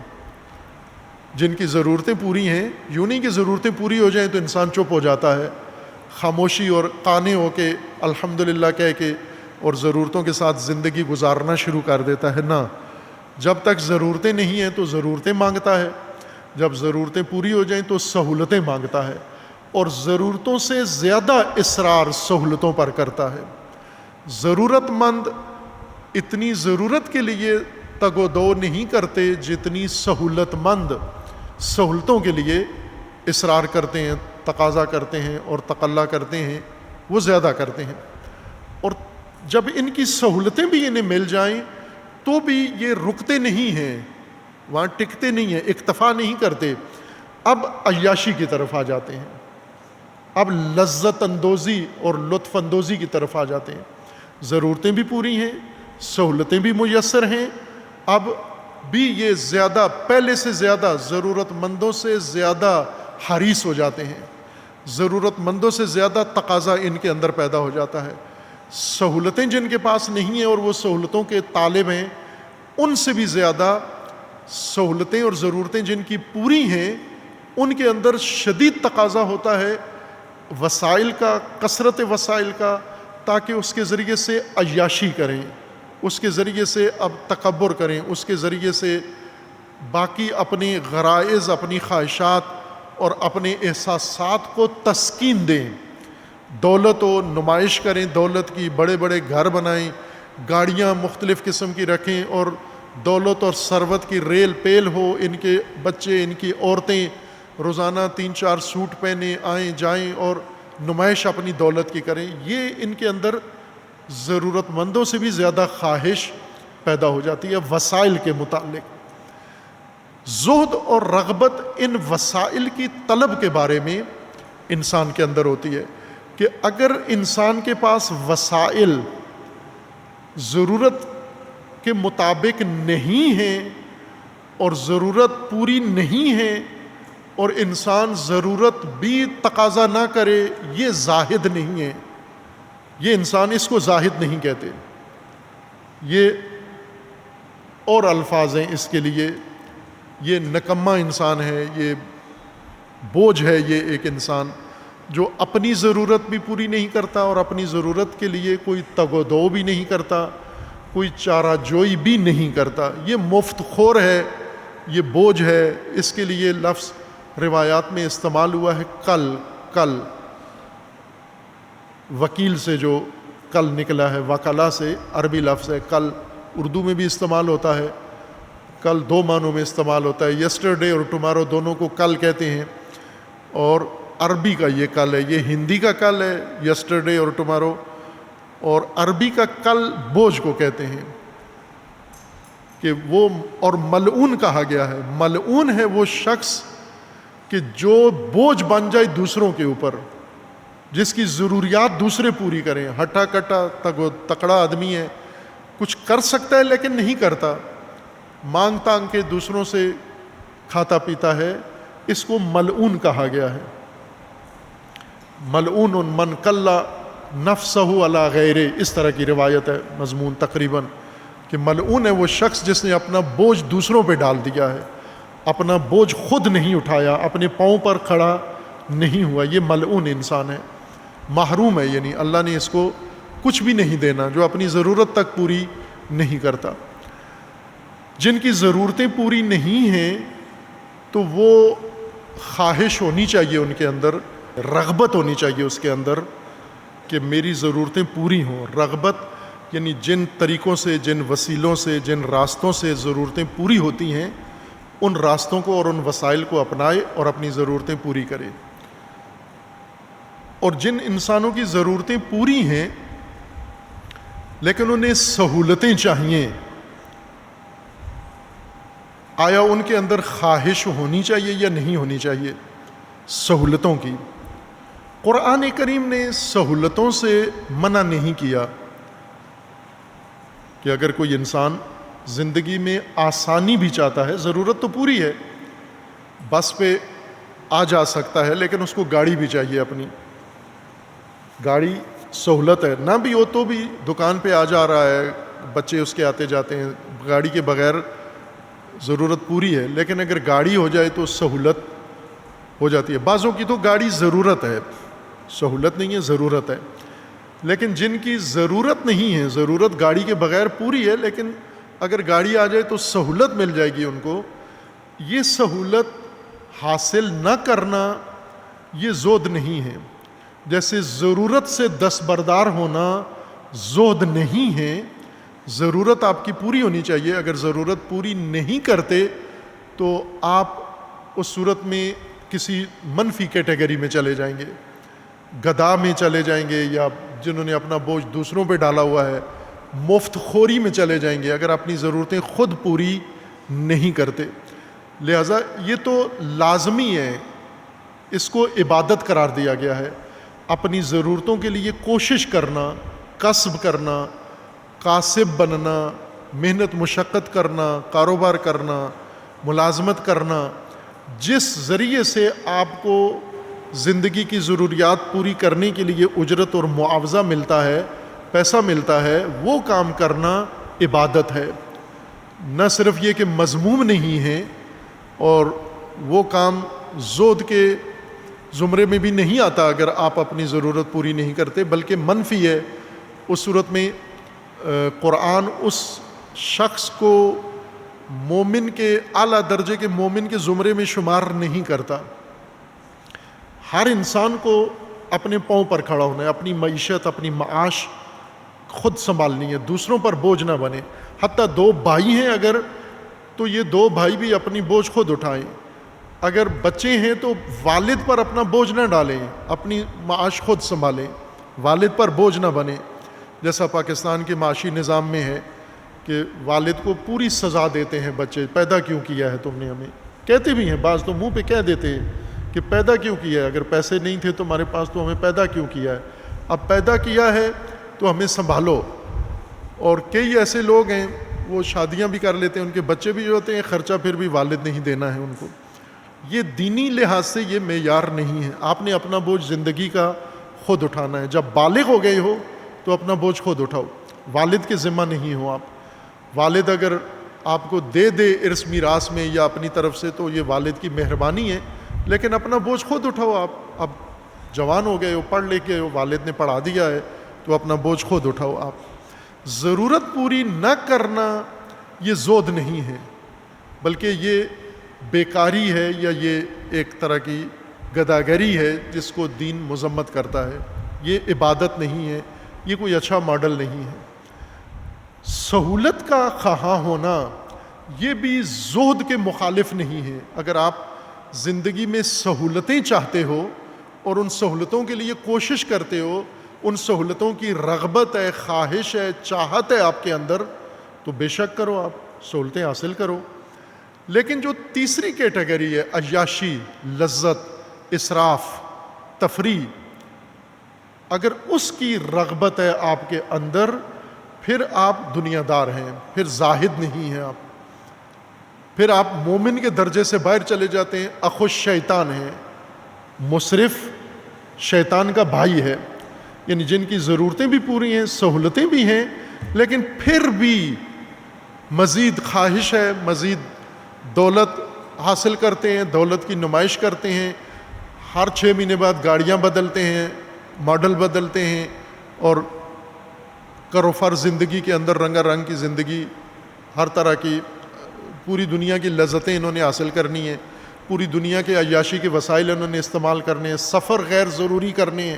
یہ عیاش طبقہ ہے، یہ مترفین ہیں. یہ اگر یہ خواہش ہے کسی کے اندر، رغبت ہے، یہ زہد کو ختم کر دیتی ہے. یہ زندگی زاہدانہ نہیں ہے. زہد در حقیقت ظرفیت کی قلت کو کہتے ہیں، کہ اپنی جو ظرفیت ہے وہ آپ کی وسائل زندگی کے لحاظ سے کتنی ہونی چاہیے، ضرورت کے مطابق. جتنی آپ کی ضرورت ہے اتنی ظرفیت آپ کے اندر ہونی چاہیے، اتنی خواہش ہونی چاہیے، اتنی کوشش ہونی چاہیے، اتنی آپ کی تگ و دو ہونی چاہیے، اتنی جد و جہد ہونی چاہیے، اور اتنی ہی آپ کے پاس وسائل ہونے چاہیے. ضرورت سے کمتر پر دین راضی نہیں ہے، کہ اپنی ضرورتوں سے کم مقدار میں آپ نے اکتفا کیا ہوا ہے اور زاہد بن گئے ہو. یہ زہد دین کو پسند نہیں ہے. یہ صوفیانہ زہد ہے، یہ راہبانانہ زہد ہے، یہ دینی زہد نہیں ہے. اور اگر سہولتوں کی طرف آتے ہو، سہولتیں حاصل کرنا چاہتے ہو، ٹھیک ہے، سہولتیں بھی، چونکہ قرآن کی آیات ہیں جن میں اللہ تبارک و تعالیٰ نے فرمایا ہے کہ نہ زینت حرام ہے تمہارے لیے، نہ طیبات حرام ہیں تمہارے لیے. جو حلال ہیں و طیب ہیں ان سے آپ لطف اندوز ہو سکتے ہو، ان کو اپنی زندگی میں آپ، خصوصاً جو ہم نے ایک موضوع خطبات جمعہ میں تشریح کیا ہے اس کی طرف اشارہ کیا ہے، اور وہ ہے تمتع فی الحیات، یا متعۃ الحیات جسے عنوان دیا تھا، کہ 3 قسم کے تمتع قرآن کریم نے ذکر کیے ہیں: متعۃ الحج، متعۃ الحیات، اور متعۃ النکاح، یعنی خوشگوار زندگی جسے کہتے ہیں، خوشگوار زندگی. انسان کی ضرورتیں پوری ہوں تو خوشگواری ضروری نہیں کہ خوشگوار بھی ہو. ممکن ہے ضرورتیں پوری ہوں لیکن سختی ہو، تنگی ہو، اور خوشگواری کم از کم نہیں ہے، احساس خوشگواری نہیں ہوتا. سہولتوں سے انسان کے اندر خوشگواری کا احساس پیدا ہوتا ہے. یعنی ضرورت کے مطابق گھر ہو، ضرورت کے مطابق ہر چیز پوری ہو، لیکن ساتھ سہولت بھی موجود ہو، آسانی بھی زندگی کی موجود ہو.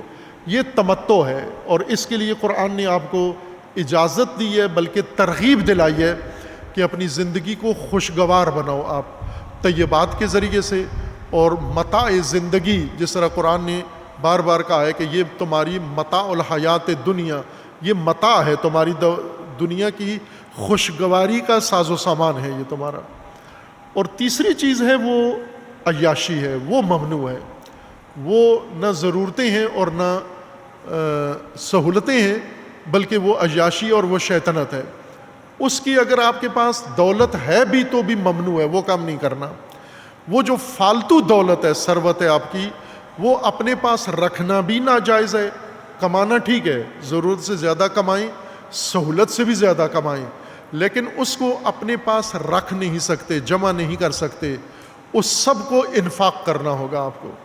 ان طبقات کے لیے جو ناگوار زندگی گزار رہے ہیں، تنگی میں ہیں، وہ ساری دولت و ثروت وہ ساری ان کے اوپر آپ کو خرچ کرنی ہے۔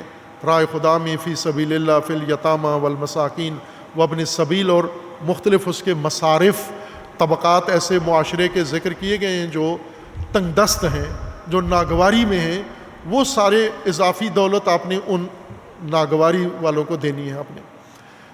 پس وسائل کے لحاظ سے، وسائل زندگی کے لحاظ سے زہد اور رغبت ایک واضح چیز ہے کہ آپ ضروریات زندگی کے وسائل اور سہولیات کے وسائل یہ دین کی طرف سے مجاز ہیں، بلکہ واجب ہیں، بلکہ لازمی ہیں، اور یہ آپ حاصل کر سکتے ہو۔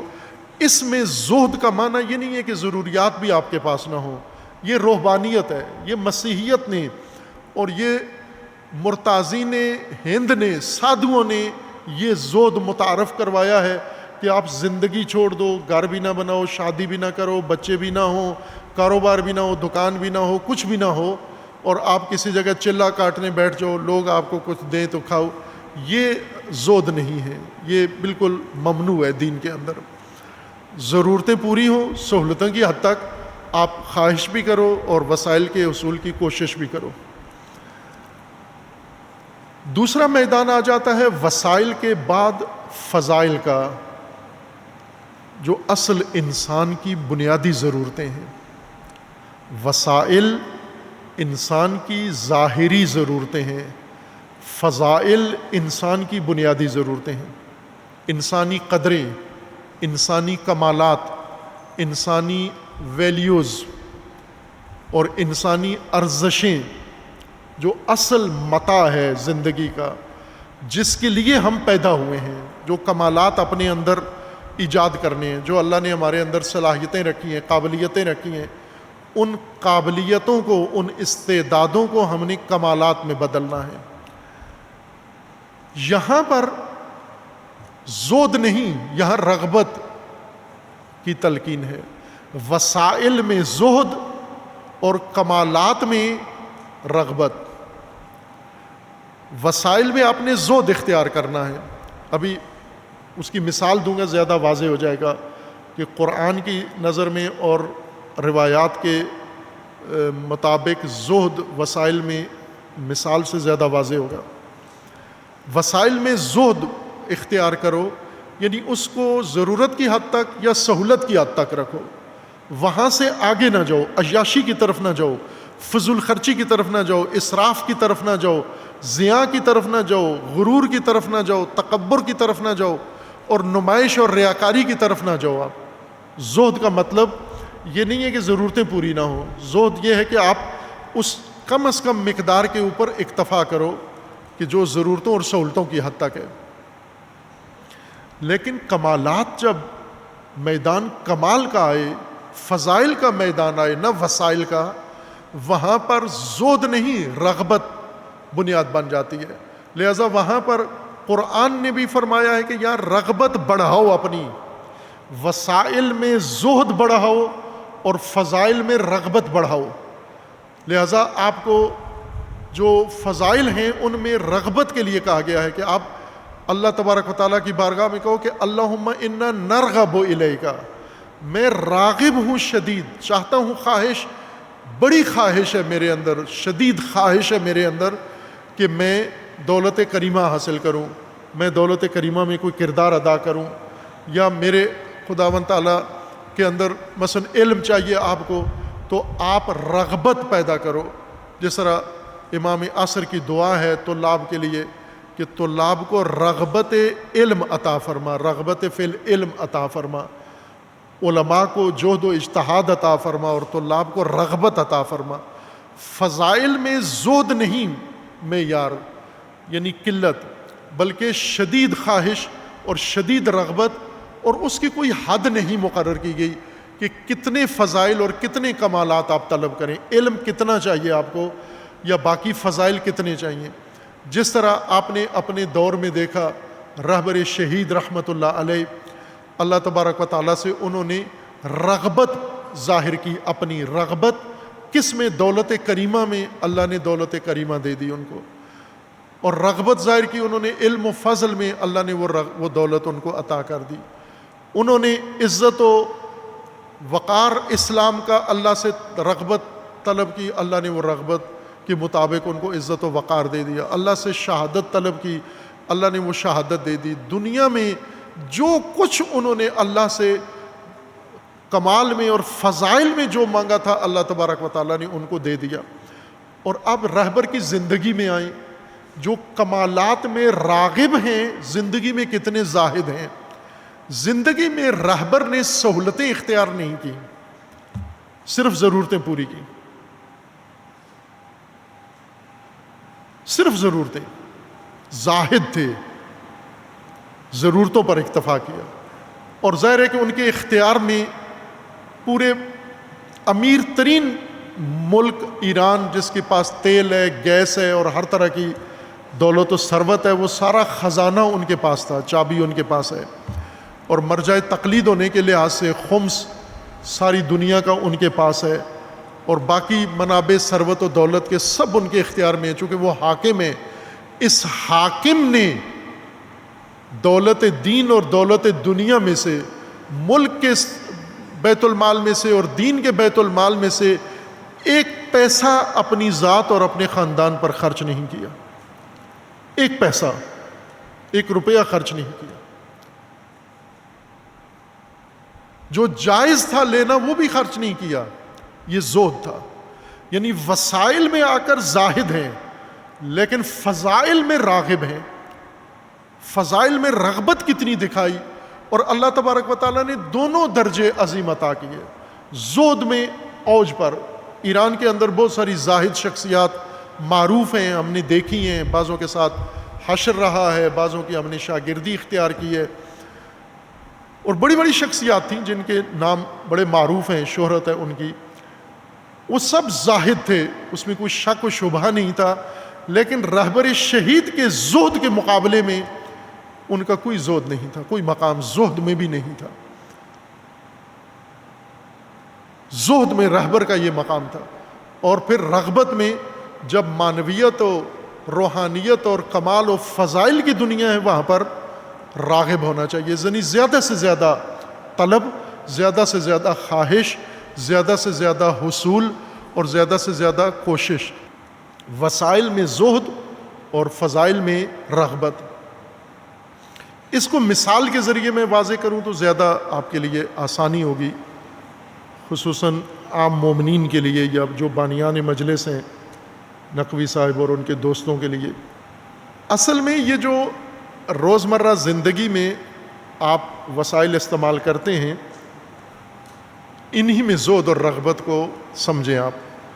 قرآنی معنی اور روایات کا معنی، عرفان و تصوف والا زہد نہ، دینی زہد۔ اہل البیت کے مکتب میں اور امیر المومنین کے مکتب میں زہد کا معنی سمجھنے کے لیے آپ دیکھیں، اس وقت چونکہ دنیا ساری میں سب سے بڑا بحران پوری دنیا کو جو اپنی لپیٹ میں اس وقت اس نے لیا ہوا ہے، جنگوں کی وجہ سے یا عالمی طاقتوں کی پالیسیوں کی وجہ سے یا حکمرانوں کی وجہ سے، سب سے بڑا بحران وہ انرجی کا ہے، توانائی کا۔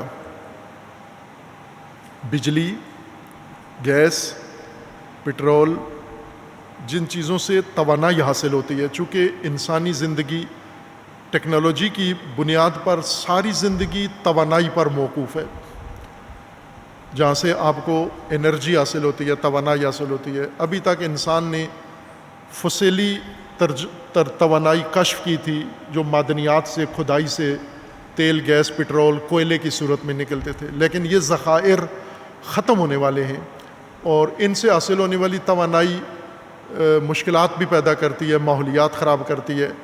تو انہوں نے ایک اور توانائی کشف کی ہے اور وہ سورج کی توانائی سے بجلی بنا رہے ہیں، سولر جس کو کہا گیا ہے، اور استفادہ کر رہے ہیں، آپ بھی استفادہ کر رہے ہیں اس سے، شمسی توانائی۔ اس کے علاوہ باقی منابع بھی توانائی کے ڈھونڈ رہے ہیں، کچھ ڈھونڈ لیے ہیں، جیسے ایٹمی توانائی ہے، جیسے ہوا کی توانائی ہے، ونڈ پاور ہے، شمسی توانائی ہے، پٹرول، گیس۔ توانائی بنیادی ضرورت ہے انسان کی اس طرز زندگی کی جو ابھی انسان نے اختیار کر لی ہے، مشینی، سائنسی اور ٹیکنالوجی کی زندگی، وسائل کی زندگی، اس سب کا دار و مدار توانائی پر ہے۔ بجلی پہلی ضرورت ہے آپ کی اور کم ہے، اسی طرح گیس آپ کی ضرورت ہے اور آپ کے پاس کم ہے، پٹرول آپ کی ضرورت ہے اور آپ کے پاس کم ہے، باقی اسی طرح توانائی۔ اس قلت توانائی کے لیے جو لوگ استعمال کرتے ہیں، جن کے پاس گاڑیاں ہیں یا جن کے پاس گھروں میں پنکھے ہیں، تو وہ بخوبی اس بات کو، زہد اور رغبت دونوں کو اس مثال سے اچھے طریقے سے سمجھ جائیں گے۔ آپ کے گھروں میں بجلی کے میٹر لگے ہوئے ہیں اور بجلی آپ استعمال کرتے ہیں، مصرف کرتے ہیں، خرچ کرتے ہیں بجلی، اور جب مہینے میں بل آتا ہے آپ کا، پھر آپ کے بجلی اندر سے پیدا ہونا، کرنٹ شروع ہو جاتا ہے۔ پہلے بجلی واپڈا سے لیتے ہو، جب بل آتا ہے تو پھر اندر بجلی پیدا ہونا شروع ہو جاتی ہے، اور جو ہی بل آتا ہے تو آپس میں قریب گھر میں ہی کسی کھڑے ہوئے کو گالی دے دیتے ہیں کہ او تیرے کی ایسا اتنا بل آ گیا، بیوی کو دو سنا دیں کہ تو بجلی زیادہ استعمال کرتی ہے، فلاں بچوں کو ڈانٹ دیا تم بجلی زیادہ استعمال کرتے ہو، ایک کرنٹ آ جاتا ہے انسان کے اندر۔ ظاہر ہے بجلی مہنگی ہے اور زیادہ مہنگی تر کرتے جا رہے ہیں، اور آئی ایم ایف پاکستان سے اور بجلی مہنگی کروا رہا ہے، چونکہ تنہا ذریعہ پاکستان کی حکومت کے پاس، پاکستان کی اسٹیبلشمنٹ کے پاس اور آئی ایم ایف کے پاس عوام ہیں۔ ان کے ذہنوں میں ہے کہ عوام، پاکستان کے عوام کے پاس بہت پیسہ ہے، لہٰذا یہ پیسہ ہر طریقے سے ان کی جیبوں سے نکالو، چالان کر کے نکالو، بجلی کے بلوں سے نکالو، گیس کے بلوں سے نکالو، کوئی بھی۔ ان کے ذہنوں میں یہ بات آ گئی ہے کہ پاکستان کے عوام بہت دولت مند ہیں، ثروت مند ہیں، لہٰذا جتنا پیسہ ان کی جیبوں سے نکال سکتے ہو نکالو۔ آئی ایم ایف بھی یہی کہتا ہے ان کو، یہ نہیں کہتا کہ انڈسٹری لگاؤ، کاروبار کرو، پاکستان کے آمدن کے باقی منابع بڑھاؤ، ٹیکس بڑھاؤ، بل بڑھاؤ، چالان زیادہ کاٹو، فلاں کام زیادہ کرو، سیل ٹیکس لگا دو، فلاں ٹیکس لگا دو، اور شاید ہے پاکستانیوں کے پاس پیسہ، بتاتے نہیں ہیں کسی کو، چونکہ حکومت کو تو اطمینان ہے کہ ان کے پاس بہت پیسہ ہے۔ توانائی پاکستان کی اور دنیا بھر کی بڑی ضرورت ہے۔ توانائی کی قلت بھی ہے اور مہنگی بھی ہے۔ اس توانائی کی قلت کو عوام کے لیے قابل قبول بنانے کے لیے انڈسٹریز یہ کام، خدمات انجام دے رہی ہیں کہ مثلا پٹرول بہت مہنگا ہے اور گاڑی آپ کی ضرورت ہے، بجلی بہت مہنگی ہے لیکن گھر میں آپ کے پنکھا چلنا بہت ضروری ہے۔ پرانے پنکھے جتنے بنے ہوئے تھے، یہ جو ابھی آپ کے چل رہے ہیں، یہ زیادہ فل بجلی لیتے ہیں۔ یہ ابھی نئے پنکھے آ گئے ہیں، جامعہ میں بعض جگہ لگے ہوئے ہیں، اور ہمارے الیکٹریشین انجینئر کے بقول کہ یہ ایک پنکھا جو چل رہا ہے ابھی، جتنی بجلی یہ لیتا ہے، اس بجلی سے 4 پنکھے نئے چلتے ہیں اتنی ہی توانائی سے۔ جس توانائی سے یہ ایک پنکھا چل رہا ہے، اس توانائی سے اب 4 پنکھے چلتے ہیں۔ ظاہر ہے یہ کمپنیوں نے ایسے پنکھے بنائے ہیں جو چلتے ہیں، سپیڈ سے چلتے ہیں، ہوا دیتے ہیں، لیکن بجلی کم استعمال کرتے ہیں۔ اسی طرح گاڑیاں توانائی کی، اب تو بجلی کی گاڑیاں بن رہی ہیں، لیکن پٹرول کی گاڑیوں میں بھی مختلف کمپنیوں نے، آپ دیکھیں پاکستان میں بڑی گاڑیاں بھی ہیں، چھوٹی گاڑیاں بھی ہیں۔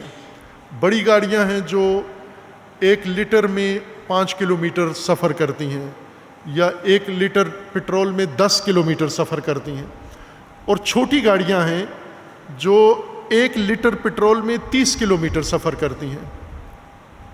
اب ظاہر ہے کہ جو 1 لیٹر میں 30 کلومیٹر سفر کرے، یہ گاڑی کم توانائی یا کم پٹرول استعمال کرتی ہے، یہ پنکھا یا موٹر جو گھروں کے اندر وسائل ہیں ہمارے، یہ بھی اب 2 طرح کے ہیں، کچھ زیادہ بجلی استعمال کرنے والے، کچھ کم بجلی استعمال کرنے والے ہیں۔ جہاں سرکاری بل آتا ہے یا سرکار کی طرف سے یا بیت المال سے بل آتا ہے، وہاں تو زیادہ مصرف والی مشینیں، موٹریں ہیں، لیکن گھروں کے اندر لوگوں نے ایک تو واپڈا کی توانائی کے بجائے سولر لگوا لیا ہے تاکہ ہم دن بھر کم از کم سولر سے استفادہ کریں۔ دوسرا کام انہوں نے یہ کیا ہے اپنی معاش کو منظم کرنے کے لیے، اپنے گھر کے اقتصادی نظام کو بہتر کرنے کے لیے، کہ کم استعمال اور کم مصرف والی کے وسائل بنائے ہیں۔ وہ پنکھے جن میں بجلی کم استعمال ہوتی ہے، افادیت اتنی ہی ہو لیکن بجلی کم استعمال کرے، اور وہ گاڑی جو پٹرول کم استعمال کرے۔ اس کو اب میں نے تشریح اردو میں کر دی ہے، لیکن آپ میں سے کتنے اردو کی تشریح سمجھیں یا نہیں سمجھیں ہیں اس کی کوئی ضمانت نہیں ہے۔ اگر آپ کی زبان میں، آپ کی مادری زبان میں اس کو تشریح کروں، شاید آپ سمجھ جائیں گے۔ انرجی کنزمپشن، استعمال انرجی کا، کہ پہلے یہ پوچھتے ہیں جا کر کہ اس کے اوپر لکھا بھی ہوتا ہے کہ اس کے اوپر انرجی کی استعمال کی صلاحیت کتنی ہے، زیادہ ہے یا کم ہے۔ جو لوگ دیکھ بھال کے چیزیں خریدتے ہیں، مثلا عورتیں کوئی چیز خریدنے جائیں تو وہ صرف رنگ دیکھتی ہیں، مثلا فریج کا رنگ دیکھیں گی، واشنگ مشین کا رنگ دیکھیں گی، اے سی کا رنگ دیکھیں گی، لیکن شوہر جب جاتا ہے خریدنے کے لیے تو وہ سب سے پہلے اس پہ لکھی ہوئی چٹ پڑتا ہے کہ بجلی کے کتنے پاور لیتی ہے، یہ پر منٹ یا پر سیکنڈ، یہ کتنی بجلی کتنا استعمال کرتی ہے۔ اب بیگم کو اور رنگ پسند ہے، شوہر کسی اور چیز کی طرف ہے، چونکہ اس کو پتہ ہے کہ یہ اچھے رنگ والی چیز جو ہے یہ اتنی بجلی خرچ کرتی ہے، اور یہ دوسرے بد کلر والی جو ہے یہ بجلی کم استعمال کرتی ہے۔ یہ گاڑی ہے، یہ بیگم کو پسند آئی ہے، یہ پٹرول زیادہ کھاتی ہے، اور بیگم کے دماغ میں تو یہ بات آنی نہیں ہے کہ پٹرول، چونکہ اس نے نہیں ڈالنا ہوتا، شوہر نے ڈالنا ہے، لہٰذا یہ ایسا ماڈل گاڑی کا چنتا ہے جو پٹرول کم استعمال کرے، اور بیوی وہ گاڑی کا ماڈل چنتی ہے جو پٹرول زیادہ استعمال کرے لیکن رنگ اس کا اچھا ہونا چاہیے۔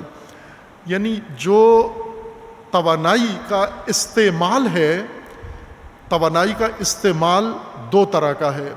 ایک یہ ہے کہ کم از کم توانائی کا استعمال ہو اور زیادہ سے زیادہ اس کا نتیجہ ہو، توانائی کم استعمال ہو، نتیجہ زیادہ ہو۔ اور دوسرا استعمال یہ ہے کہ زیادہ سے زیادہ توانائی کا استعمال ہو لیکن شہرت زیادہ ہو، شاباش زیادہ ہو، لوگ آنکھیں پھاڑ پھاڑ کے دیکھیں ہماری گاڑیوں کو، ہمارے پنکھوں کو، ہمارے گھروں کو، ہمارے اے سی کو، ہمارے بنگلے کو، لیکن یہ نہیں دیکھ رہے کہ اس میں اتنا استعمال کس پاور کا یا انرجی کا کتنا استعمال ہو رہا ہے۔ زہد کس کو کہتے ہیں؟ زہد کم توانائی کے استعمال کو زہد کہتے ہیں۔ یہ جو انرجی کنزمپشن ہے، اس کو آپ کم از کم پہ لا کر اپنی زندگی گزاریں۔ زندگی جیسے آپ وسائل والی گزارتے ہیں گزاریں، لیکن وسائل 2 طرح کے آپ کے مارکیٹ میں موجود ہیں، زاہدانہ وسائل اور راغبانہ وسائل۔ زاہدانہ وسائل کون سے ہیں؟ جو آپ کو ہوا بھی دیتے ہیں، اے سی ہے لیکن بجلی کم استعمال کرتا ہے، یہ زاہد ہے، یہ اے سی، یہ زاہد ہے۔ روایات کے مطابق، دینی معیار کے مطابق، بندہ بعد میں زاہد ہوتا ہے، ایئر کنڈیشن پہلے زاہد ہوتا ہے، پنکھا پہلے زاہد ہونا چاہیے۔ یعنی بجلی کتنی استعمال کرنا ہے تو نے، اگر بجلی کم استعمال کر رہا ہے اور ہوا زیادہ دے رہا ہے، یہ پنکھا زاہد ہے، یہ ایئر کنڈیشن زاہد ہے۔ گاڑی زاہد کون سی ہے؟ زاہد گاڑی وہ ہے جو کم پٹرول میں زیادہ مائلیج دیتی ہے، آپ کو 30 کلومیٹر چلتی ہے، 40 کلومیٹر چلتی ہے، پٹرول تھوڑا کھاتی ہے، یہ زاہد گاڑی ہے۔ زہد کا مطلب یہ ہے کہ کم از کم قلیل ترین وسائل پر اپنی زندگی کو استوار کر کے زیادہ سے زیادہ نتائج ان وسائل سے حاصل کرنا، یہ زہد ہے۔ یہ زہد ہے جو اللہ تبارک و تعالیٰ نے مقرر کیا اور انبیاء نے اور ائمہ نے بیان کیا ہے۔ جو ہندوستانی زہد ہے، مرتازوں والا زہد ہے، صوفیانہ زہد ہے، وہ یہ ہے کہ نہ آپ اپنی جیب سے کھائیں گے تو زاہد نہیں ہوں گے۔ زاہد کا مطلب یہ ہے کہ 3 وقت کا کھانا لوگ آپ کو دیں، کپڑے لوگ آپ کو دیں، چندے لوگ آپ کو دیں، ضرورتیں لوگ آپ کی پوری کریں، اور آپ کیا کریں؟ صرف نماز پڑھیں، روزہ رکھیں، تسبیح پڑھیں۔ اگر آپ کا کام تسبیح پڑھنا ہے، وسائل آپ کے اپنے نہیں ہیں، وسائل لوگوں کے ہوں، تسبیح آپ کی ہو، یہ صوفیانہ زہد ہے، اور یہ نہیں ہے زہد، یہ اسلامی زہد نہیں ہے، یہ دین کا زہد نہیں ہے۔ دین کا زہد یہ ہے کہ آپ وسائل کم از کم پہ رکھو لیکن نتائج اعلیٰ ترین نتائج دو، یہ زہد ہے آپ کا۔ نہ کہ آپ زاہد کا مطلب یہ ہے کہ آپ کا کام نماز و تسبیح پڑھنا اور وسائل لوگوں کا کام ہے فراہم کرنا، یہ زہد نہیں ہے۔ آپ اپنے وسائل کو، ضروریات زندگی کو لو، وسائل کم نتائج زیادہ، یہ وسائل میں زہد ہے۔ لیکن کمالات میں اور فضائل میں جب آپ جائیں تو وہاں پر آپ کو زہد ترک کر دینا ہے، وہاں پر آپ کو رغبت بڑھانی ہے، اپنی راغبین ہونا ہے۔ اگر وہاں آپ نے زہد اختیار کیا تو آپ سفی اور احمق ہو جائیں گے۔ فَمَن يَرْغَبْ عَن مِلَّةِ إِبْرَاهِيمَ إِلَّا مَن سَفِهَ نَفْسَهُ، جس نے بھی راہ ابراہیم، روش ابراہیم سے روگردانی کی اور رغبت نہ دکھائی، رغبت کم کر دی، رغبت سے منہ موڑ لیا، یہ سفی ہے، یہ احمق ہے۔ یہاں پر رغبت نہیں دکھانی، فضائل میں رغبت دکھانی ہے اور وسائل میں زہد دکھانا ہے۔ زہد کا مطلب یہ ہے کہ آپ وسائل کم از کم، پاور کم از کم، نتیجہ سب سے زیادہ ہو، جیسا کہ انڈسٹری نے زہد اختیار کر لیا ہے، انڈسٹری نے، بل حکومتوں نے بھی زہد اختیار کر لیا ہے۔ یعنی وہ گاڑیاں جو ابھی پٹرول مہنگا ہے تو بجلی کی گاڑیاں آ گئی ہیں، اگر بجلی کی گاڑی آ گئی ہے اور بجلی کی گاڑی بھی آپ، جیسا ہمارے یہ انجینئر صاحب بتا رہے تھے کہ میں نے بجلی والی گاڑی لے لی ہے اور گھر میں سولر لگایا ہوا ہے اور میں اس کو بجلی گھر پہ ہی چارج کر کے اور روزانہ آتا جاتا ہوں، تو میں دن بھر یا سال بھر گاڑی چلاتا ہوں، 1 روپیہ پٹرول کا نہیں دیتا ہوں۔ پٹرول جتنا مرضی ہے مہنگا کرو، ہمیں کوئی اثر نہیں پڑتا، ہم نے بجلی والی گاڑی لے لی ہے۔ وہ یہی زہد ہے، یہ کہ آپ نے وسیلہ ترک نہیں کیا، یوں نہیں کہ گاڑی چھوڑ دی ہے۔ پٹرول مہنگا ہے تو گاڑی نہیں لیتے، گاڑی ضرورت ہے آپ کی، لیکن اس گاڑی کو اس طرح سے لو جس طرح آپ وسیلہ اس کا یا ضرورت اس کی کم از کم پہ لے آؤ، جس طرح انڈسٹری نے کیا ہے کہ پاور کے استعمال کو کم از کم پہ لے آئے ہیں لیکن نتیجے کو زیادہ سے زیادہ پر لے گئے ہیں، جس سے آپ زندگی سے لطف اندوز ہو رہے ہیں۔ یہ زہد جو انڈسٹری نے اختیار کیا ہے مشینوں میں، یہ آپ کے لیے، آپ کی زندگیوں کے لیے تجویز کیا گیا تھا۔ اے سی گاڑیاں زاہد بن گئی ہیں لیکن استعمال کرنے والے وہ زاہد نہیں ہیں، وہ اخو شیطان ہیں، مسرف ہیں، اسراف کرنے والے ہیں۔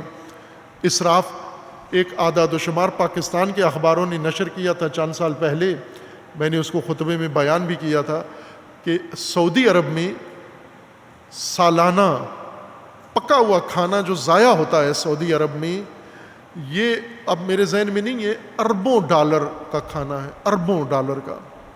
ایک سال کے اندر پکا ہوا کھانا جو کھاتے ہیں اور باقی پھینکتے ہیں ٹوکریوں میں اور وہ ضائع ہو جاتا ہے کچرے میں، یہ اربوں ڈالر کا کھانا ہے۔ چند ملک لکھے ہوئے تھے کہ اس کھانے سے جو سعودیہ والے ضائع کرتے ہیں سال میں، اس کھانے سے صومالیہ اور سوڈان اور ایتھوپیا اور کتنے ممالک کے شہریوں کو پیٹ بھر کے 3 ٹائم کا کھانا دیا جا سکتا ہے، جتنا سعودیہ والے ضائع کرتے ہیں۔ یہ اسراف ہے، یہ شیطنت ہے، یہ شیطانی زندگی ہے۔ امیر المومنین علیہ الصلوۃ والسلام اس حکمت میں فرماتے ہیں، افضل الزہد اخفاء الزہد، بہترین زہد یہ ہے کہ آپ زہد کو مخفی رکھو، زہد فروشی نہ کرو۔ ایک دکان ہے زہد فروشی کی، دکانیں بہت ساری ہیں، کچھ دکانیں ہیں جن میں غلہ بکتا ہے، کچھ دکانوں پہ کپڑا بکتا ہے، کچھ دکانوں پہ مشینری بکتی ہے، کچھ پہ اور فروٹ بکتا ہے، کچھ دکانیں ہیں جن پہ دین بکتا ہے، کچھ دکانیں ہیں جن پہ زہد بکتا ہے۔ زہد کی دکانیں یعنی وہ لوگ جو بظاہر ایکٹنگ کرتے ہیں زہد کی اور لوگوں کو تأثر دیتے ہیں کہ ہم بڑے زاہد ہیں۔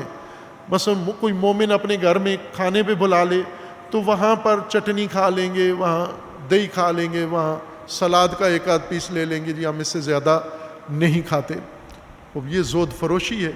اگر گھر میں برفرض نہیں بھی کھاتے ہو تو مومن کی دعوت پہ کھاؤ، آج کھا لو، ایک دن کے کھانے سے کچھ بھی نہیں ہوتا آپ.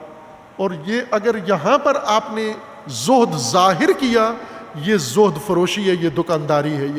یہ زاہد انسان نہیں ہے جو اپنے زہد کی دھاک لوگوں پر بٹھاتا ہے، جو اپنے زہد کی نمائش کرتا ہے، جو اپنے زہد کی ریاکاری کرتا ہے کہ میں یہ زاہدانہ زندگی گزار رہا ہوں، میں تو ایسے کرتا ہوں، میں تو ویسے کرتا ہوں.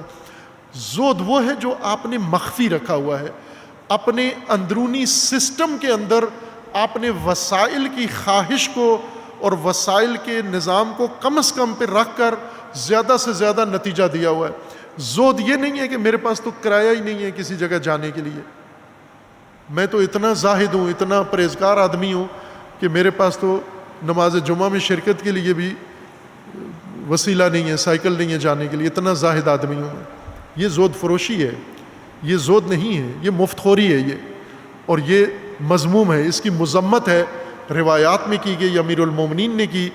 اور نہج البلاغہ میں میں کتاب لایا تھا میزان الحکمہ، اور اس سے زہد کی کافی روایات انتخاب کی تھیں آپ کی خدمت میں بیان کرنے کے لیے، لیکن وقت ظاہر نہیں ہے ابھی، کسی اور فرصت میں انشاءاللہ انہیں بیان کریں گے. زہد وسائل کی مقدار کو کم از کم پہ رکھ کر اور نتائج کو زیادہ سے زیادہ پر منظم کرنا، تنظیم کرنا، یہ زہد ہے. وسائل کی قلت کے بہانے سے نتیجے چھوڑ دینا، یہ بے عملی ہے، یہ بد عملی ہے، یہ فسق ہے، یہ فجور ہے. اور زہد یہ نہیں ہے کہ آپ دنیا کو بتاتے پھرو جی ہمارے پاس تو ہے ہی کچھ نہیں ہے، ہم تو ویسے رہ رہے ہیں، ہم تو زاہدانہ زندگی گزار رہے ہیں. یہ زہد فروشی ہے. اگر واقعاً زہد ہے تو اس کو مخفی رکھو. زہد آپ اختیار کرو، یعنی جیسے آپ کے یہاں اے سی لگا ہوا ہے لیکن بجلی بہت کم لیتا ہے. ابھی یہ پاور الیکٹریشنز کی معلومات میں دے رہا ہوں، میرا مطالعہ نہیں ہے، تحقیق نہیں ہے. ان کے بقول کے ابھی ایسے ایئر کنڈیشن آ گئے ہیں جو ایک پنکھے کے برابر بجلی لیتے ہیں.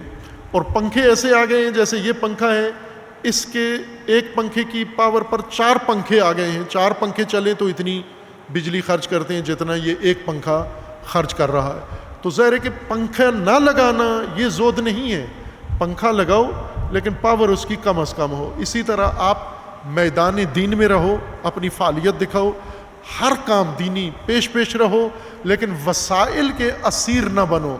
وسائل کو کم از کم پر رکھ کر، پاور کم از کم رکھ کر، کنزمپشن کم کر کے نتیجہ اس کا آؤٹ پٹ اس کی زیادہ سے زیادہ کر دو. یہ زہد ہے آپ کا، اور اس کو مخفی رکھو. زہد فروشی نہ کرو، زہد کی دکان نہ بناؤ، زہد کو اپنے لیے ایک ٹائٹل نہ بنا لو. اور امام زین العابدین علیہ الصلوۃ والسلام نے خوبصورت روایت جو پہلے آپ کی خدمت میں پڑھی ہے عیون اخبار الرضا علیہ السلام میں سے، کہ زہد، امام زین العابدین علیہ السلام کی روایت تھی کہ ایک انسان جس کا ظاہر بہت حسین ہے، بڑا خوبصورت ہے، تو آپ اس کے حسن ظاہر کے فریب میں نہیں جانا. اگر ایک انسان نماز 5 وقت پڑھتا ہے، با جماعت پڑھتا ہے، ماتھے پہ سجدے کا نشان ہے، تسبیح ہاتھ میں ہے، تو اس دھوکے میں نہ آ جانا کہ یہ ایک نمازی ہے تو اس کا مطلب یہ ہے کہ یہ قابل اعتماد ہے. نہ، اس کو آزماؤ، رویدہ مبادہ، آپ اس عبادت کے دھوکے میں آ جاؤ.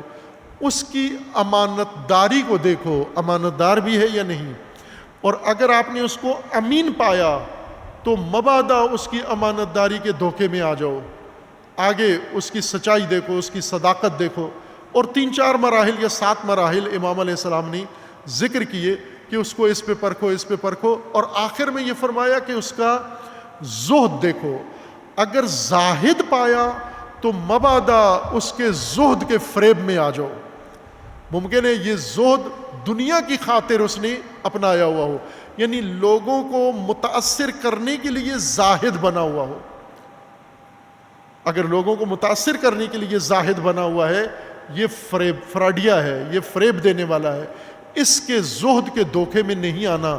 آپ اس کو ایک اور بڑے پیمانے پر پرکھو، اور وہ پیمانہ یہ ہے کہ آیا اقتدار پسند اور شہرت پسند ہے یا نہیں. شہرت چاہتا ہے یا نہیں چاہتا، اقتدار چاہتا ہے یا نہیں چاہتا. اگر شہرت کا طلبکار ہے اس سے دوری اختیار کرو، یہ خطرناک زاہد ہے، یہ خطرناک عالم ہے، یہ خطرناک مومن ہے، یہ خطرناک نمازی ہے، چونکہ تمام چیزیں جو اس نے بنائی ہوئی ہیں یہ دنیا کی خاطر ہیں، زہد بھی دنیا کی خاطر اس نے اختیار کیا ہوا ہے۔ اگر آپ نے شہرت سے گریزاں پایا، اس کو اقتدار سے گریزاں پایا، امام کا فرمانا ہے اس کا دامن تھام لو، یہ کبریت احمر ہے، یہ نایاب ہے۔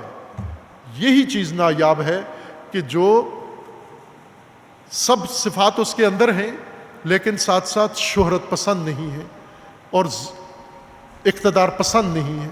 یہ آخری پیمانہ امام علیہ السلام نے ذکر فرمایا ہے۔ اس میں بھی اسی طرف اشارہ ہے کہ زہد فروشوں کے دکان پہ پھنس نہ جانا، ایسے ٹھیکیداروں، دین کے ٹھیکیداروں کی جال میں نہ پھنس جانا جنہوں نے زہد کا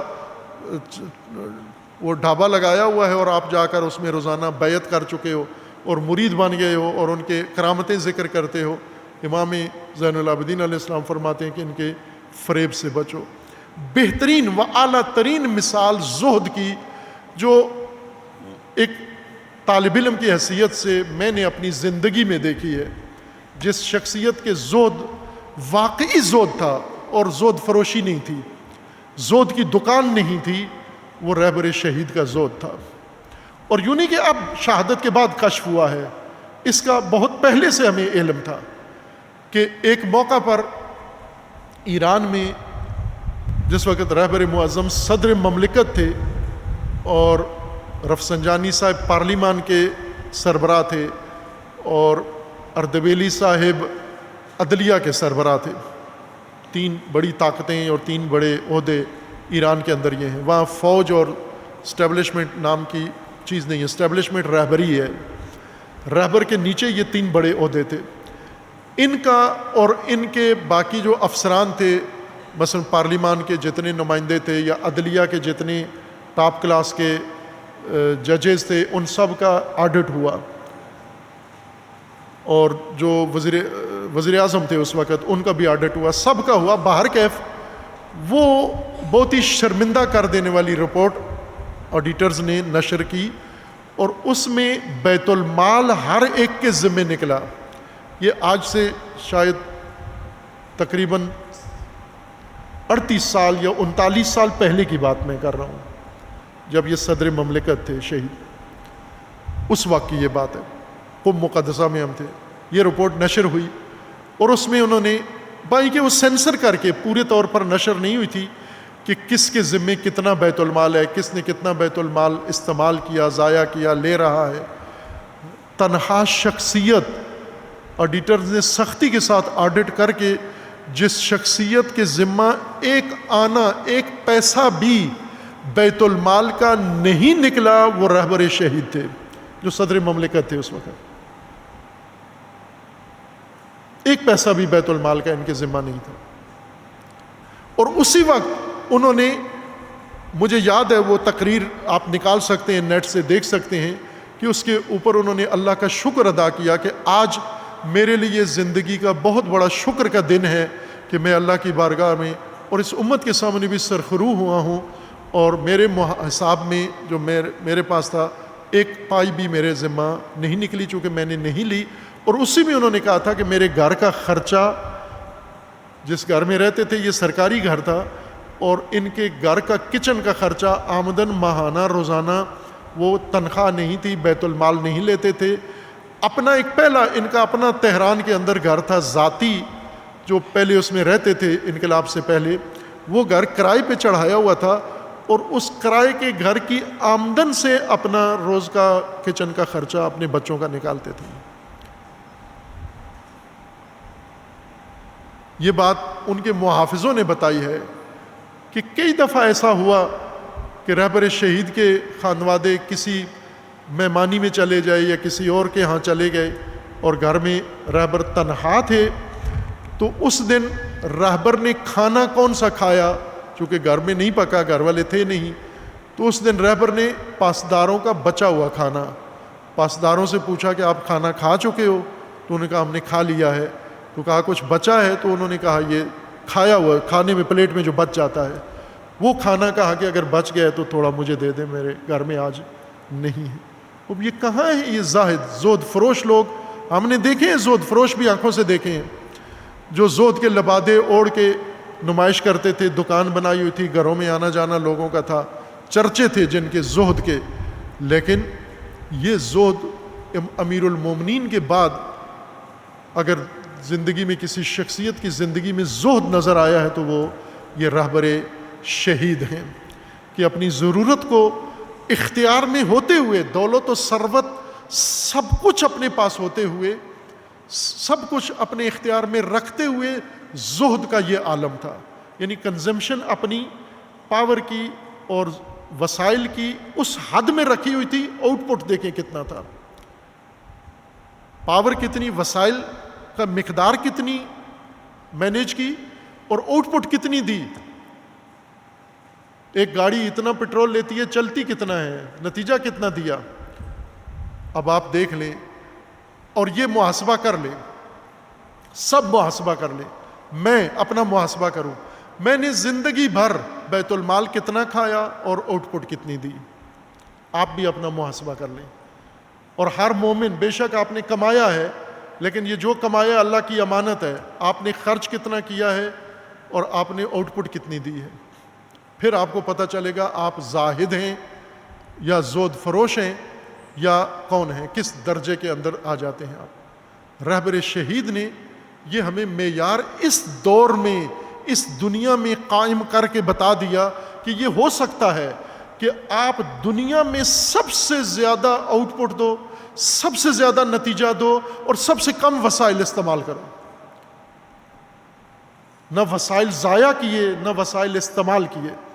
اور یہ بات، یہ ظاہر ہے ہم نے سنی ہے، باوثوق ذرائع سے سنی ہے، اور میری اپنا بھی اندازہ توقع یہی ہے کہ ایسا ہی، اور یہ سچ ہے یہ خبر، کہ رہبر موجود، رہبر سید مجتبیٰ خامنئی دامت ظل العالی، ان کے زہد کے بارے میں، جو ان کے قریب ترین لوگ تھے، ان کے شہادت کے بقول اور گواہی کے بقول کہ رہبر شہید سے یہ شاید علم میں پیچھے ہوں، بلکہ یقیناً علم ان کا اتنا نہیں ہے، تجربہ ان کا یا باقی چیزیں ساری نہیں ہیں، لیکن ان کے ان لوگوں کی گواہی کے بقول کہ زہد میں رہبر شہید کے برابر ہوں گے یہ، یا بعضوں کے بقول کہ رہبر شہید سے آگے ہوں گے یہ زہد میں. یہ کچھ لوگوں کی گواہی کے مطابق ہے. اگر یہ امیر المومنین، بیت المال کی چابی امیر المومنین کے پاس ہے، لیکن امیر المومنین نے وسائل کی کنزمپشن اپنی کتنی رکھی ہے، وسائل کا استعمال اپنے گھر اور اپنے بچوں اور اپنی اولاد کے لیے کتنا رکھا ہے، اور آؤٹ پٹ کتنی دی ہے امیر المومنین نے. یہ امیر المومنین کی زندگی ہے. وسائل ہونے کا مطلب یہ نہیں ہے کہ آپ سارے استعمال کرو، آپ سارے ضائع کرو، آپ سارے مصرف کرو، آپ سارے استعمال کرو، آپ سارے اس سے دکان بناؤ. وسائل کا مطلب یہ ہے کہ وسائل جس مقصد کے لیے اس مقصد میں استعمال کرو، اور اپنی زندگی کو کم از کم وسائل کے اوپر مینیج کرو آپ، تاکہ آپ ان وسائل میں راغب نظر نہ ہو، فضائل میں راغب نظر ہو. وسائل میں زاہد اور فضائل میں راغب نظر ہو. فضائل رہبر کے دیکھو اور وسائل رہبر کے دیکھو. آپ یہ بہت بڑا معیار ہے آج کی نسل کے لیے، علماء کے لیے، مختلف طبقات کے لیے، کہ رہبر کے وسائل اور رہبر کے فضائل دیکھو آپ. توازن، وہی جو امیر المومنین کا ضابطہ ہے وہ ضابطہ امیر المومنین کا. اور رہبر نے یہ زہد مخفی رکھا، زہد فروشی نہیں کی. یہ اکا دکا چیزیں کسی درس سے باہر آ جاتی تھیں جو رہبر کے ساتھ گئے. رہبر کا ایک وتیرہ تھا کہ بہت ساری شخصیات کو اکثر ہفتے میں ایک آدھ دن، یہ رہبر کی سیرت تھی، شان تھی، کہ سیاسی شخصیات، حوزوی شخصیات، مراجع تقلید، اساتید، بڑی بڑی شخصیات میں سے کسی نہ کسی کو ہفتے میں ایک دن اپنے پاس کھانے پہ بلاتے تھے، گھر میں اپنے کھانے پر بلاتے تھے. اپنے گھر بھی کھانا بناتے تھے، سرکاری کھانا نہیں دیتے تھے، اپنی طرف سے دیتے تھے، جو اپنے گھر کا ان کا خرچہ تھا اسی میں سے. اور ظاہر ہے کہ وہ بہت سادہ کھانا ہوتا تھا، اور رہبر انہیں دعوت پہ بلا کے اور ان سے عذرخوائی بھی کرتے تھے کہ آپ کو کھانے پہ بلایا ہے اور آپ کے سامنے پنیر رکھ دیے، آپ کے سامنے خیار رکھ دیے، آپ کے سامنے مثلا یہ سادہ سی چیز آپ نے رکھ دی ہے اور اسی کے ساتھ ان کی دعوت کرتے تھے، اور یہ فرماتے تھے کہ یہ کھانا بہانہ ہے، اصل آپ کی زیارت مقصود تھی، میں آپ سے ملنا چاہتا تھا، اس بہانے سے آپ کو بلایا ہے۔